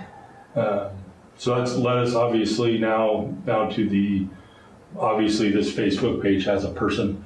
It's got like people tagged into it, so it has. So Peter has a. But that's still a valid memory, right? Is that this was the table Yeah. A table like this was the table you were on when you were branded? And we've been talking about that a lot because so many memories are so faded now. It's been a long time. It's been a really long time. So, like, details and things like that, we did the best that we could to take notes on it and all of that, but a lot of it's really hard.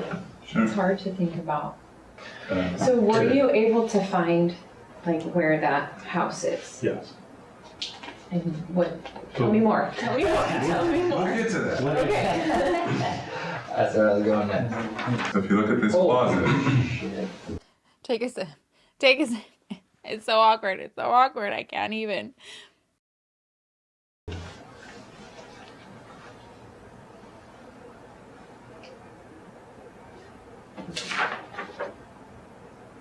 Do you see like where she like looks at it and is like, oh shit, this is James's closet. Like they've been in this closet. She like puts her arms up and then like grabs it. And I think that grabbing is to be like, is this real life? Like, is this literally, they have James's closet? Where is this going? Obviously, there's stuff in there now. I'm not looking at the stuff. I literally was cleaning papers out yesterday and found that drawing that you did. I haven't even looked at the picture yet, but I've seen it now. Can I look at it?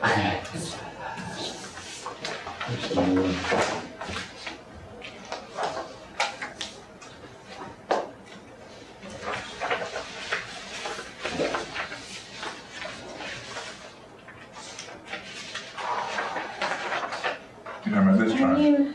Yes.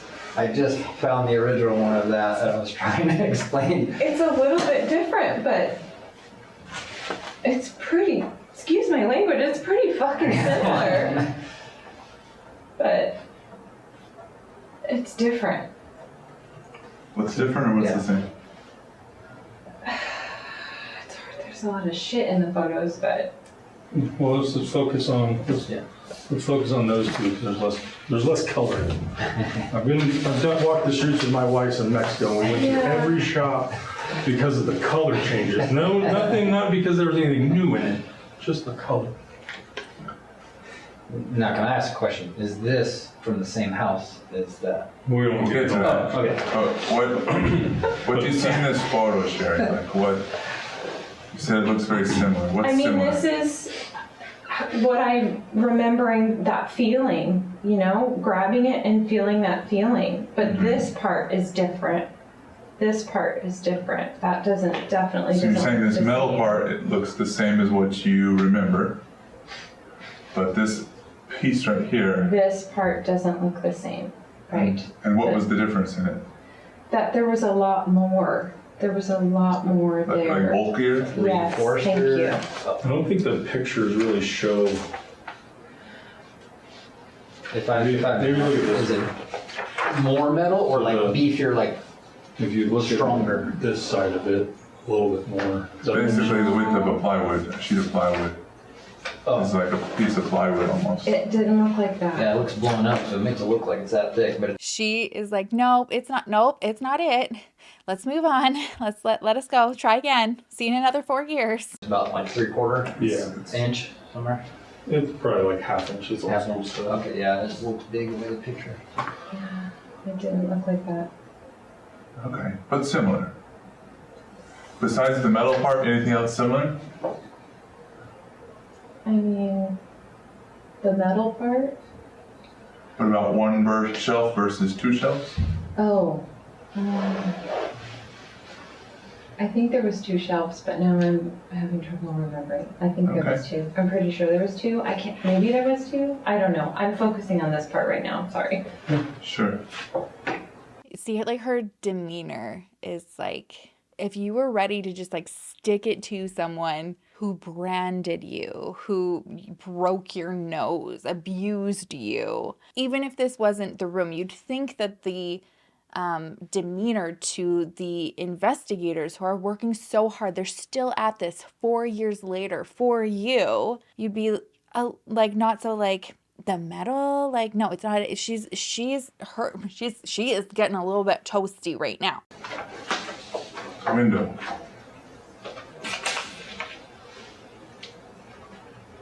with the wood panel. Trying to ignore the TV and stuff. I don't think you had a TV with you, right? Definitely not.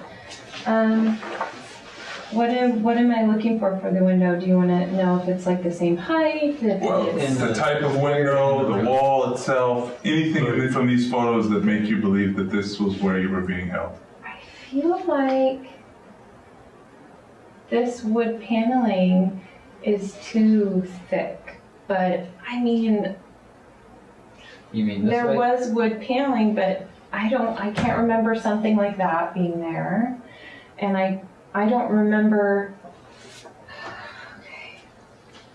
I That's don't fine. remember it going all the way up to the window. Is what I'm having trouble remembering. The window in that photo has holes along the edges.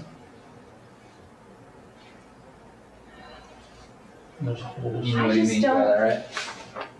Yeah, hold on a second here. We're going fast. Sorry. We don't mean to overwhelm you. We're just trying to draw your attention to different things that maybe we noted, and we want to know how that Think compares about with what you the window compared remember. to the wood paneling, because it getting just. So one of the things that we always noted in the bathroom description is just the weird layout of the bathroom. So do you remember the layout of the bathroom? Yes. Well, Let's talk about the description, best description, and then we'll start showing some but pictures. there's door, toilet, sink, tub. Is that what you mean? The, Yeah. You walk in the door, represent- first there's a toilet. Yes. On the Remember which side? If I'm. She's a It's been a while. world with just in general. I am. I don't know. But whatever, you walk in the door, on one left or right, you have a toilet, then, I want to say it's on the left. I'm sorry. that's fine. I want to say toilet on the left. Okay, so maybe a toilet on the left, Okay, hold on. Toilet on the side. toilet on the side, and then what's Toilet next? on the side. It's cringe. It's cringe. I can't. Seriously, just like, I don't want to say the wrong. What? Sherri Papini. I feel like each time I watch it, it gets cringier. I feel the embarrassment. I hate it. Here. Sink. Tub.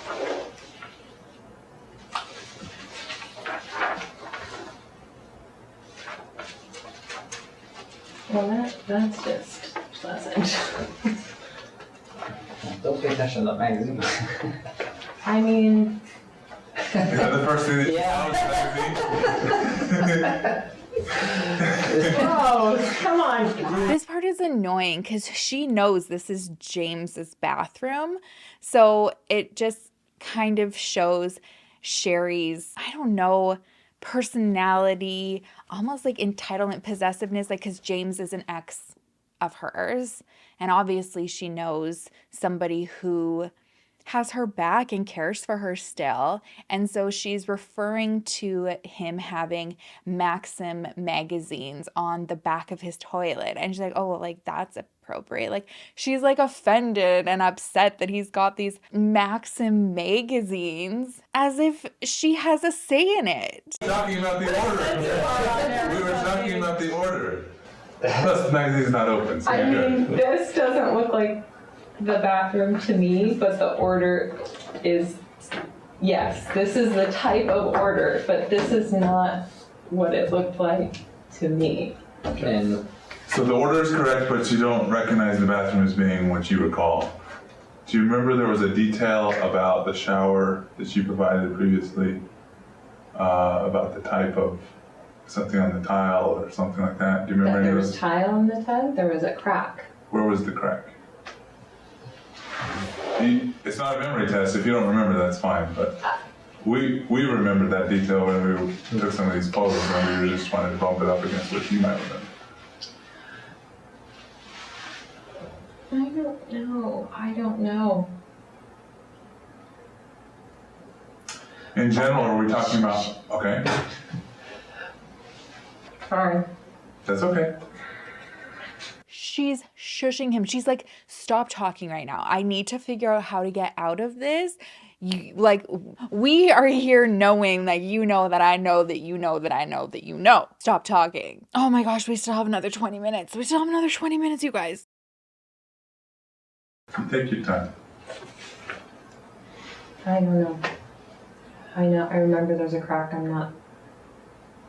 So for like trying to, do you remember if it was high or low? Was it any of those like details? Horizontal, vertical. One tile, lots of tiles.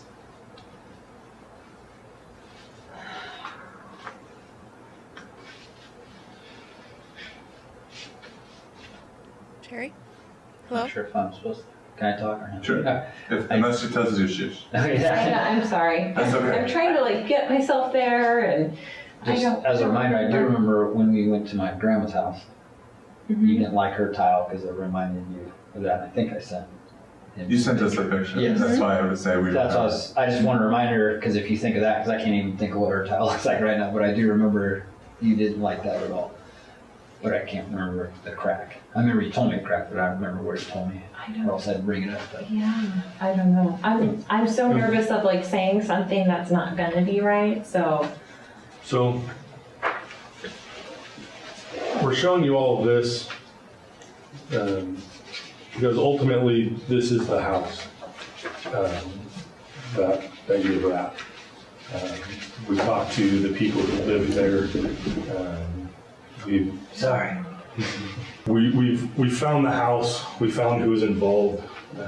We talked to who was involved. We talked to family who knows that you were there, and talked to a couple people talked to one guy who did see you during this event. Unfortunately, there's a lot of truths. There's a lot of things that were said that we have always confirmed. That we've always said. There's a lot of truths, and then there's some unknowns. Like one of the simple ones, like, well, this description of the bathroom is just weird. Like that was like an argument in all of our offices where we were sitting there like this part's weird. But then we find a house with it. Then the all thread through the thing, that's just weird.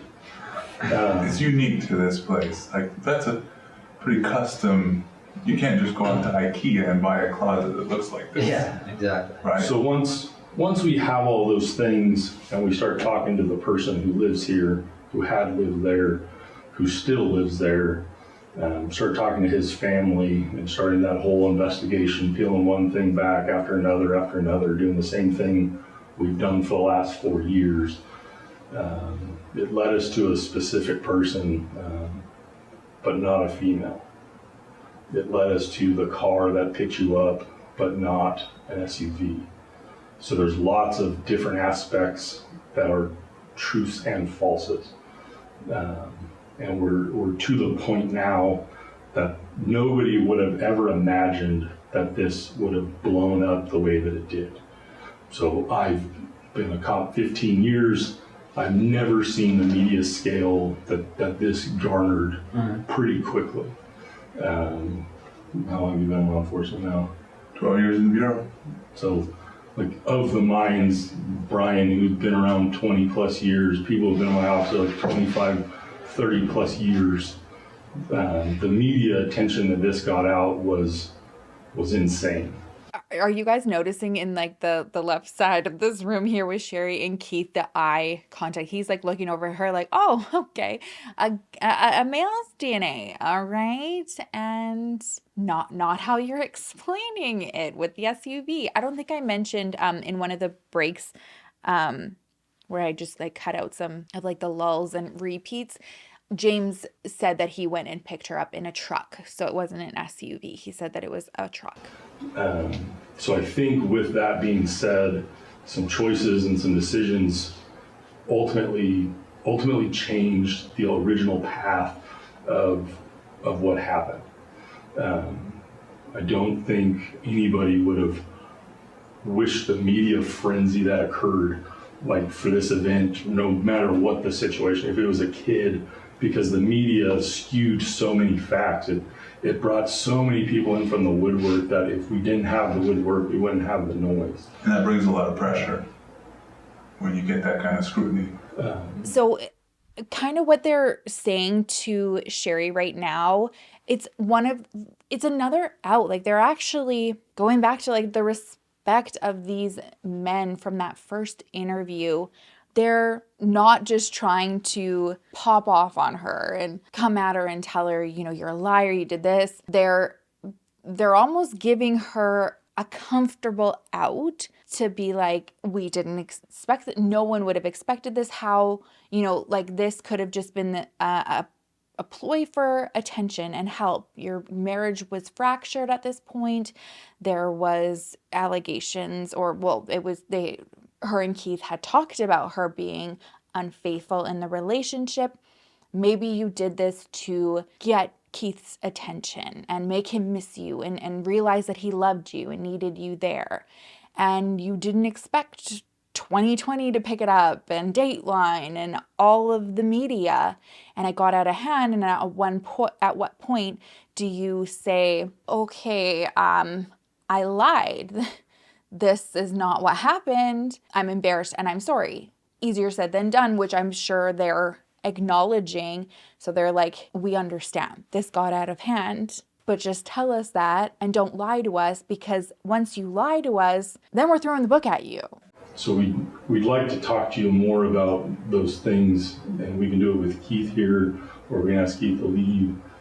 It's whatever you're comfortable with, so we can break down some of the problems. If you want Keith here, all we want is to have the truth.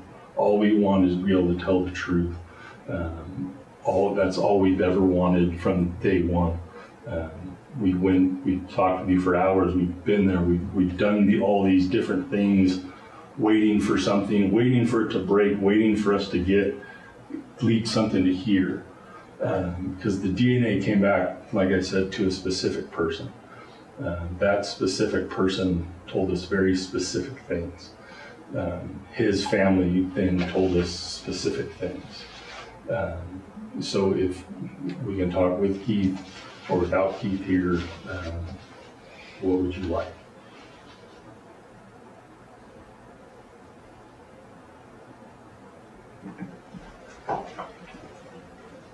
It's completely up to you.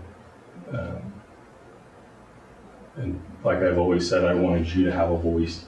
I wanted you to make decisions. I wanted you to control certain aspects. I think I told you that on the first interview we ever had. I never want to bully you. I never want you to believe I'm bullying you. I want you to take back control. That's one of those things. This is the take back control of the interview, which I promised you to do the first time we talked, if you remember that. Actually, we were in Mount Shasta, so the second time we talked. Do you want to step out or do you want to stay? Obviously, I want to stay.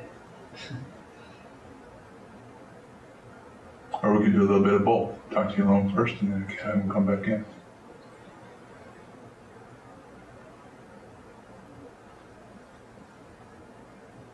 And it's completely up to you. And that's why I'm not even looking at Keith. I don't care about your opinion, Keith. What we want out of this is the truth.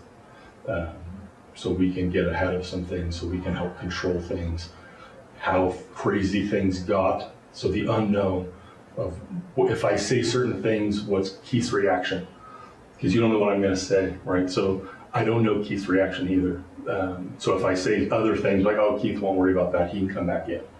But I'd rather give you the opportunity to hear things, be able to judge it, because at everything, right, I'm saying things to you that are making you nervous. It's making Keith nervous. It's changing the element, right? We changed the tone of the interview. You can feel it already in the room from the way you walked into what you're feeling right now. Well, I mean, law enforcement has always been an issue, so. Okay. So if you want Keith to leave, I'll ask Keith nicely to leave. If you don't want Keith to leave, then he can sit here and listen press on. Press on. And we'll move on to the next stages.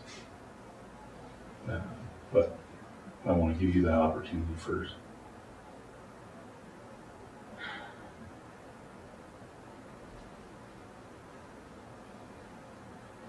But obviously everything's fearful. If you tell him to leave and what I'm going to say is benign, then we can pull him back in the room.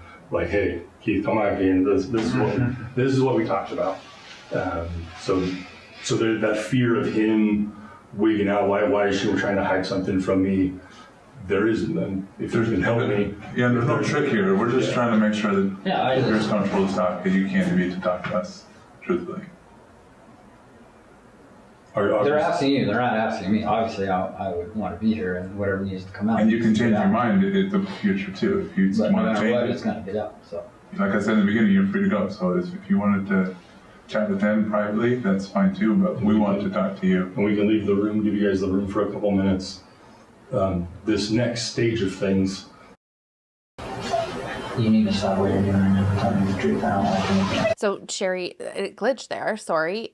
Sherry is like, okay, yeah, I'll talk to my husband. And I mean, Keith knows something's going on because this whole journey, she has not wanted him not by her side from the get-go. Even in the 911 call, she's like, I want my husband. And then at the hospital, wouldn't talk to anybody, only Keith, and that's how it's been. And so he's like, why are you looking at me? Not quickly telling them, like, you want me here. Something's going on here. So he's like, we need to tell them what's going on right now. What's going on? Yeah, whatever you're doing right now doesn't mean it's tough to me.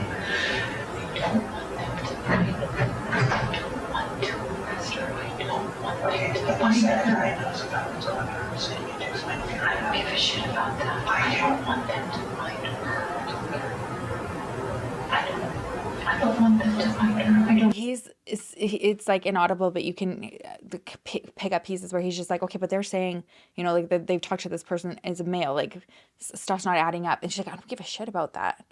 Don't talk that.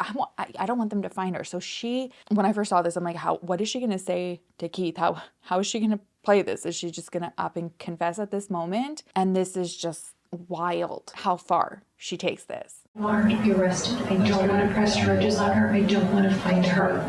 Explain to me right now. I don't know. I don't want them to find her. You're not listening to me. Tell me why. Because she saved my life. But tell me, honey, there's obviously something going on. There's obviously something. Tell me this is going to be really bad if you don't tell me. Look at how you're being right now. I am fucking with you. No, I'm not right now. I don't want them to find her. I don't want to press charges, and I don't want to go down that road. But you tell her? I don't want to go down that road. I don't want to why? arrest her. Because she saved my life, and she's the reason why I get to hold my children every single day. I don't want to get into the police. I don't want them to fucking find her. I don't want them to arrest her. Why? Because she saved my life.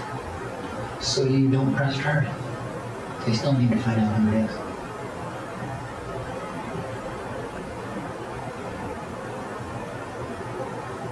No matter what happens, you think just sits here? This comes out and they find the house. It's over. Whatever happened is over. And it doesn't matter what you say. The girl's gonna get in trouble.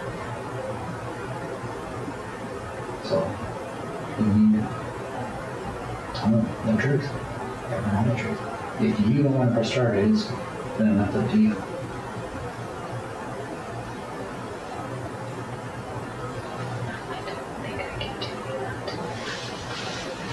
You're not making sense now.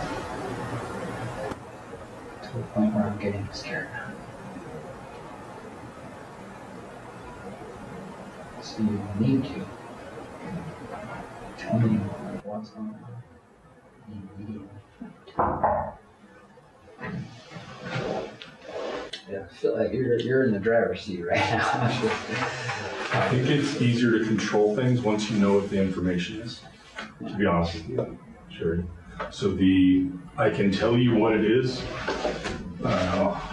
say what it is when Keith leaves, and then you can say yes or no, whether or not you want him in there for the rest of it. For right now, he's just, am I in the room or am I out of the room? So that's the...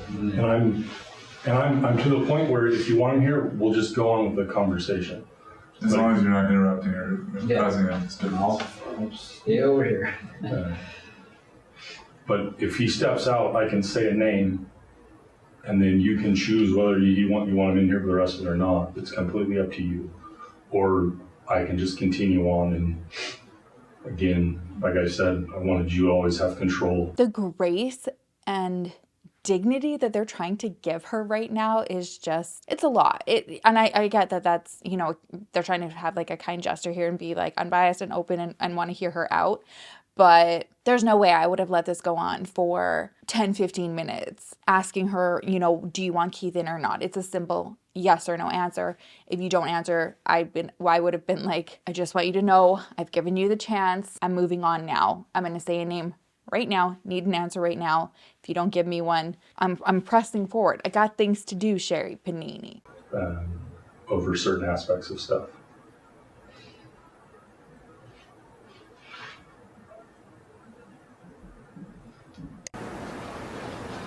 I don't want you to find her. We're not going to find her. She's the reason why I get to see my children every day. I agree, but we're not going to find her. She's the reason? What do you mean by that? She means the younger one let her go. Right? Is that what you're referring to? We're not going to find her. And we can just skip to the rock into the water and ruffle up the pond if we want to now. Again, this is your last opportunity. This is the last time if you want to do this alone or with Keith. Keith's been through this also on a different level. So I'm ready I'm ready to move on and throw the dart and throw the rock and see what happens to the water. But Sherri, look at me. What do you want? I don't want her to get in trouble. She's not going to get in trouble. So the DNA came back to James Reyes. The DNA that was on you belongs to James Reyes. We talked to him. We've been on a polygraph. We talked to everybody around him.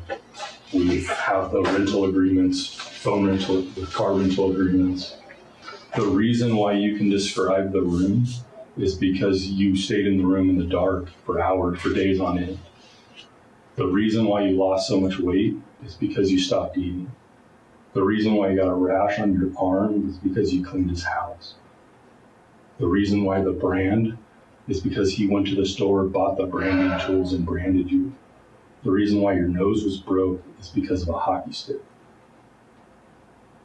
I know all of those things, and I know there was no sex. All of that because he passed a polygraph test.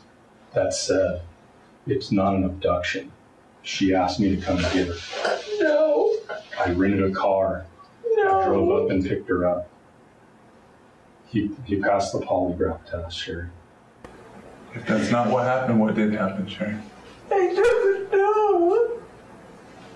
No, there's no way it's James. There's no way. There's no way. The DNA doesn't lie. His DNA was on you. There's no way. There's no way. It's 100% Robert's or James's DNA. You even collected blonde hairs from the room. There's no way it's James. There's no way. Tell me that it is. Why are you saying it's not James? Why are you saying it's not? He loved me. What's that? We were friends. Mm-hmm. There's no way. And he came and got you because you asked him. I told you guys why she.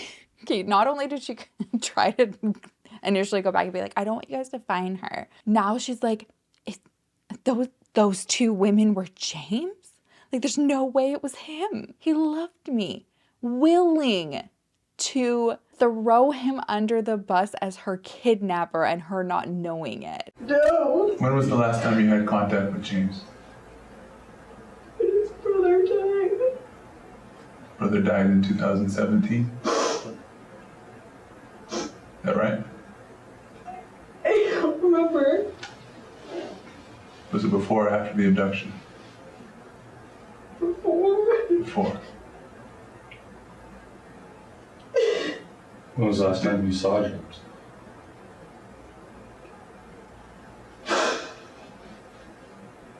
don't know, forever ago when I lived in Southern California.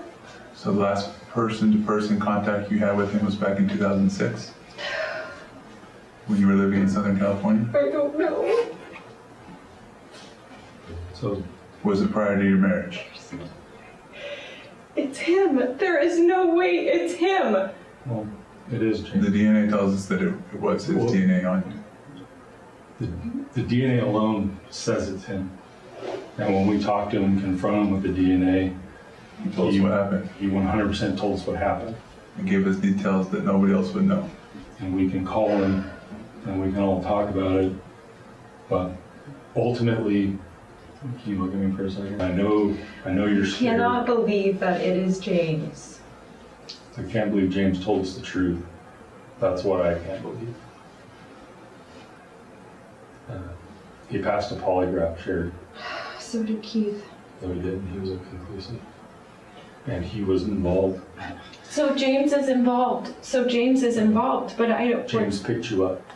You called James to pick you up. You mailed him a letter with your address.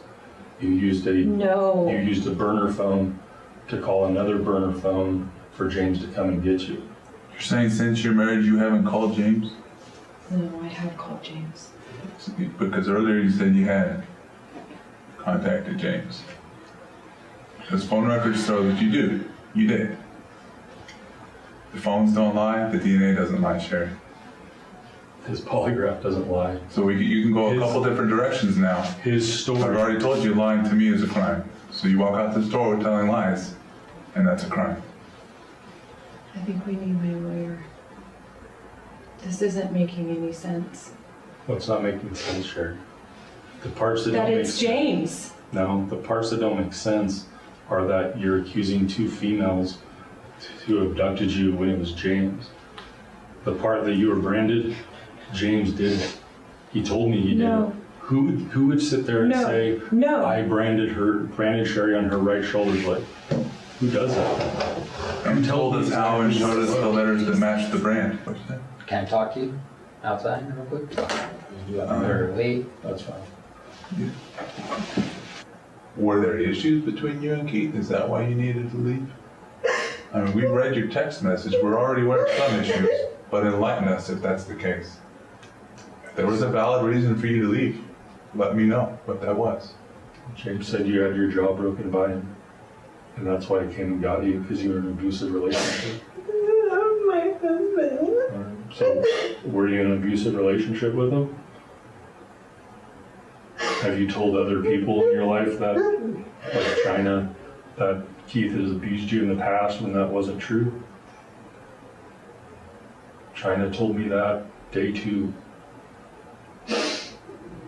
where there was an incident at a party that you got hurt playing, like, I don't know, Wii or Pictionary or something, and then you told other friends that Keith hurt you. When there was witnesses at the party that said that you got hurt during a party. But then you go tell James that you were being hurt, you were being abused, and you couldn't come forward because Keith has friends in law enforcement. If all of is that true? I know you know who she is. I am not saying it. I don't want her to get in trouble. She's not I know you know who she is. You're getting in trouble. I am not. I didn't do anything. Right. But right now, answer this one question. Did a female point a gun at you, yes or no? I am done speaking to you until I talk to a lawyer. I will not arrest her. I am with my children because of her.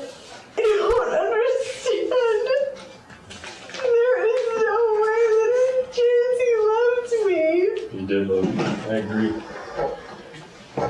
Sherry, if you want to talk to your attorney, that's fine. We can wrap this up. If you want to keep talking to us, that's a separate story, but you said you wanted to talk to your attorney, so like I said, from the beginning, you're free to go and you can go. I would ask you one more question, just for your own welfare. Do you feel like harming yourself? Welfare.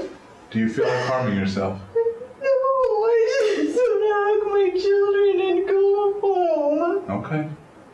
Well, you're free to go and do it. Where is my husband? I don't know. find that out. Oh God. I can't. There's so much to unpack there. The cringe is so much to unpack. So she's still going. She's like, I know you know who she is. I won't arrest her. They're like, stop. Can you imagine being one of those detectives? This, again, I've said it so many times. This is why I could not be in any form of law enforcement. Could be a detective, could be an interrogator. My face is not easy to conceal emotions and reactions. And to just like let her go on and entertain it. But I love their comments like, I can't believe it's James. They're like, I can't believe James told us the truth. Burn. And you know she's like wanting to see Keith and just like get her claws back in him and be like, they got to your head. She lined this up from the get-go. From the first day she said that she didn't trust law enforcement because these women said that they were involved. So she was already trying to cover her bases by this point. And 4 years later, it's coming into play. So she leaves, and then Keith asks to quickly come in and see if they can give him any information. They can't, but like, I just want you to hear, like, this poor man, like, he's the victim here. Keith, at the end of the day, Keith Papini is the victim to her shit. Alright. I'm the idiot husband that stayed around the whole time. Well, there's not. It's still, we can't tell you a lot, honestly. I don't know what I told Kettle to let you know.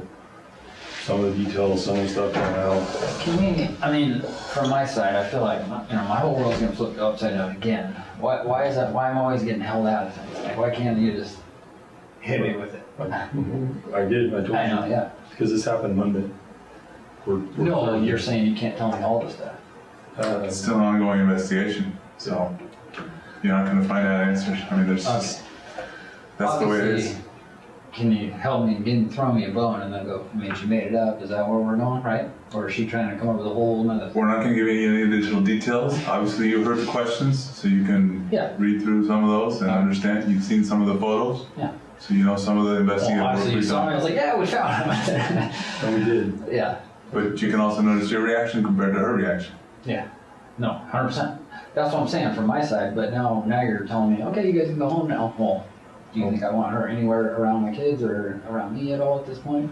And again, we've talked a lot. I don't know what the next stages of this are. That's why it's not us together, right? That one. Oh, Keith. Oh, I feel so bad when he's like, I'm the idiot that stayed. Like, no. He is the definition of a loyal, loving husband. Like, ride or die boo out there, Keith is. Now, even though this came to light in 2020, just with delays and stuff, she wasn't arrested until March 3rd, 2022. Sherry. The judge ordered psychiatric treatment. The judge ordered psychiatric treatment. How do you feel about that? You lied to investigators. The judge ordered psychiatric treatment. How do you feel about that? We talked about PTSD today in the court. The judge. Sherry, you don't want to say anything at all. PTSD. Do you want to say anything? Any comment, Mr. Papini? Hey, John, girl. You still go to prison?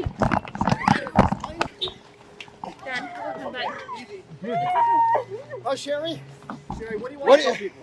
How was it like in jail? You cheat on your husband? Does the family have anything to say at all? Huh? Do you believe your daughter? Huh? Do you believe your daughter?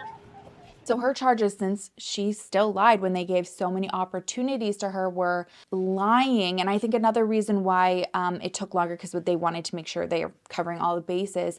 And they also charged her with mail fraud. And that is because she applied for assistance from like victim survivors assistance, over $30,000, and took that. So it was like, you know, coming through the mail. It was fraud for her to like apply for it, and she spent it. And so that was added on to her charges of lying. She didn't end up going to trial. In April 2022, she finally took a plea deal and just admitted to everything. She actually didn't admit it herself.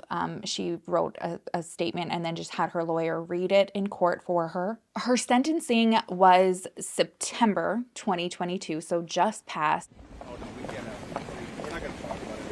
you have anything to say to law enforcement that has taken 5.5 years of trying to solve this crime? Yeah, it's a long process, and it's very complicated. And all we can do at the end of the day is the right thing. She was definitely made an example of. Don't do this. If you're doing something for attention, come clean. Don't lie. Don't take money from victims' services, which just makes me so mad. Lately, Gavin and I have actually been talking to a lot of family members on the podcast and just hearing the financial struggles that they go to fight for justice. It's like this stuff gets my blood boiling, because for her to go for that money and nothing happened, and these families are out here trying to fight for their loved ones and they have no money and no resources. Oh, it just, yeah. Let me just have a conversation with her, right? Just let me go interview her in jail for a minute. Just lock us in a room for a couple minutes. So she was actually sentenced to 18 months in prison, which was double what the prosecution even asked for. So the judge was like, "You're going to learn today, Sherri Papini." And her conviction, it brings up a lot of other mixed emotions. First, anger, especially within the Latino community. Like, F you, Sherri. Trying to portray this Latino woman as this gun-toting, kidnapping, sex trafficking monster. Fuck you. And same with the entire community of Redding. Her crock of shit story exhausted so much time away from their families, emotions, trying to look for her, money, resources from, the police that could have been going into the community. It cost law enforcement over $250,000 in resources and time for this case. Keith has since filed for divorce and is seeking full custody of the children. And really, they are such victims here. The emotion that she put them through, especially the little ones. I go back to thinking about Keith having to sit his son down to explain to him that mommy didn't come home from a jog and they don't know where she is, but he promised him he was going to do everything that he could to find her and bring her home okay, but he didn't know if that was going to happen. I don't know if Sherri even considered that. I know that there are, there's quite a bit of actual questionable behavior of hers that came up through this. There have been suspicions of her having some untreated BPD. She was also known to self-harm, and then she would tell her mom she was doing it because of her anytime she would get in trouble or there was tension between them. One time her mom called 911 and asked the operator if they could send somebody because her daughter was self-harming, and she didn't know what to do to stop her. Her dad also called 911 on her after his house was vandalized, and he said to them, "I'm pretty sure my daughter, Sherri, did this." Same with her sister. There was an incident where her sister's back door was kicked in and the house was like almost staged to look like someone was trying to rob it. And she said, "I don't think there's a robber here. I think it's my sister, Sherri." She also had an ex-boyfriend, which in itself, it's like uncomfortable to even say that. Victim is more like it. He came forward saying that they had an inappropriate relationship, and she was also a compulsive liar during that. This relationship was when she was 20 and a youth counselor, and he was 15. And this is what he had to say about Sherri. He dated Sherri Papini and says he knows firsthand that she's a world-class fantasist. She's a compulsive liar. She would, not talk to you for 3 or 4 days, and then all of a sudden there'd be some fantastical story about what happened. Shaheen Davari says he dated the mom when she was a 20-year-old youth counselor. Get this, he says he was just 15. In retrospect, sure, tons of red flags, right? That she was a counselor that was going out with a 15-year-old kid. Now 35, the professor of communications says Sherri's lies were never ending. For example, she kept insisting she was a skilled surfer. I surfed all the time when I was 15, 16 years old. It's something that I really enjoyed doing, and she told me that she surfed as well. There was always an excuse as to why she couldn't go surf, and she had to have her surfboard that was at her house but didn't have any pictures. He says there was also a mystery medical condition. She was faking a heart condition at one point, and eventually, not only me, but a bunch of people figured out that that was not true. What did you think when you heard that Sherri Papini was kidnapped? I was like, there's no way. She's fine. I promise you she's fine. So yeah, lots to unpack. I mean, it's just like Oh my gosh. What bothers me about people like Sherri is that they think that their lies and manipulation is going to work on everybody. She thinks that she 100% thought that she could manipulate Keith and that he would always be in her corner. And I'm glad that he was able to recognize in that room, hear it for himself, and not fall for it. He gave her an opportunity to explain what they were talking about. And as soon as she turned it to, like they're trying to manipulate you, I don't want her charged. He's like, that's not even what I'm talking about. Who's the dude? Like, this isn't adding up. I hope Keith is doing better. Generally, when you get out of the grasps of somebody like Sherri, who controls every situation, I'm sure, in that relationship and narrative, it's liberating. It probably hurts to process all of this. Like he said, he's like, okay, well, like now I'm processing something entirely different than my wife was kidnapped, and I'm so thankful that she was returned safely. I can't imagine what he's going through. So sending love to Keith and his kids. All right, that is it for me today. I feel like I have to, I don't know, go crawl in a ball right now because I'm just like, I just still feel the cringe. Oh, Sherri Papini.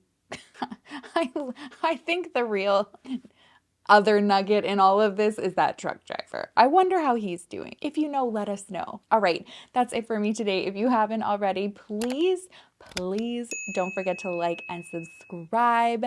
It means the world to me. I love and I appreciate you so much. And we are almost at 200,000 subscribers. I really thought I was gonna get there by the end of the year, was my goal. And I don't know, I don't think it's gonna happen, but I'm gonna still put that out there. We can do it. Either way, I'm so thankful for you, and I can't wait to see how much more we grow together in 2023. If I don't see you next week, I'm very sorry. I need to learn how to say sorry different. Somebody actually made fun of the way that I said sorry. I would love to be able to get a video out for you while I'm away, but in the same sense that I know that just taking a week to completely rest and decompress, it makes me stronger and it lights a fire under my butt because I miss you guys so much when I don't upload. So I'll be back ready and better than ever. Oh, and I'll keep you updated about the live, and we could like bake, and I'll just say like, okay, we're gonna bake this, make sure you have all the ingredients. Let me know if you want to do that. Okay, I'm going for real now. It's already been long enough. I love you so much. I will see you in the next video. I will miss you terribly. Until then, make sure to love each other, love yourself, and I will see you soon. Bye.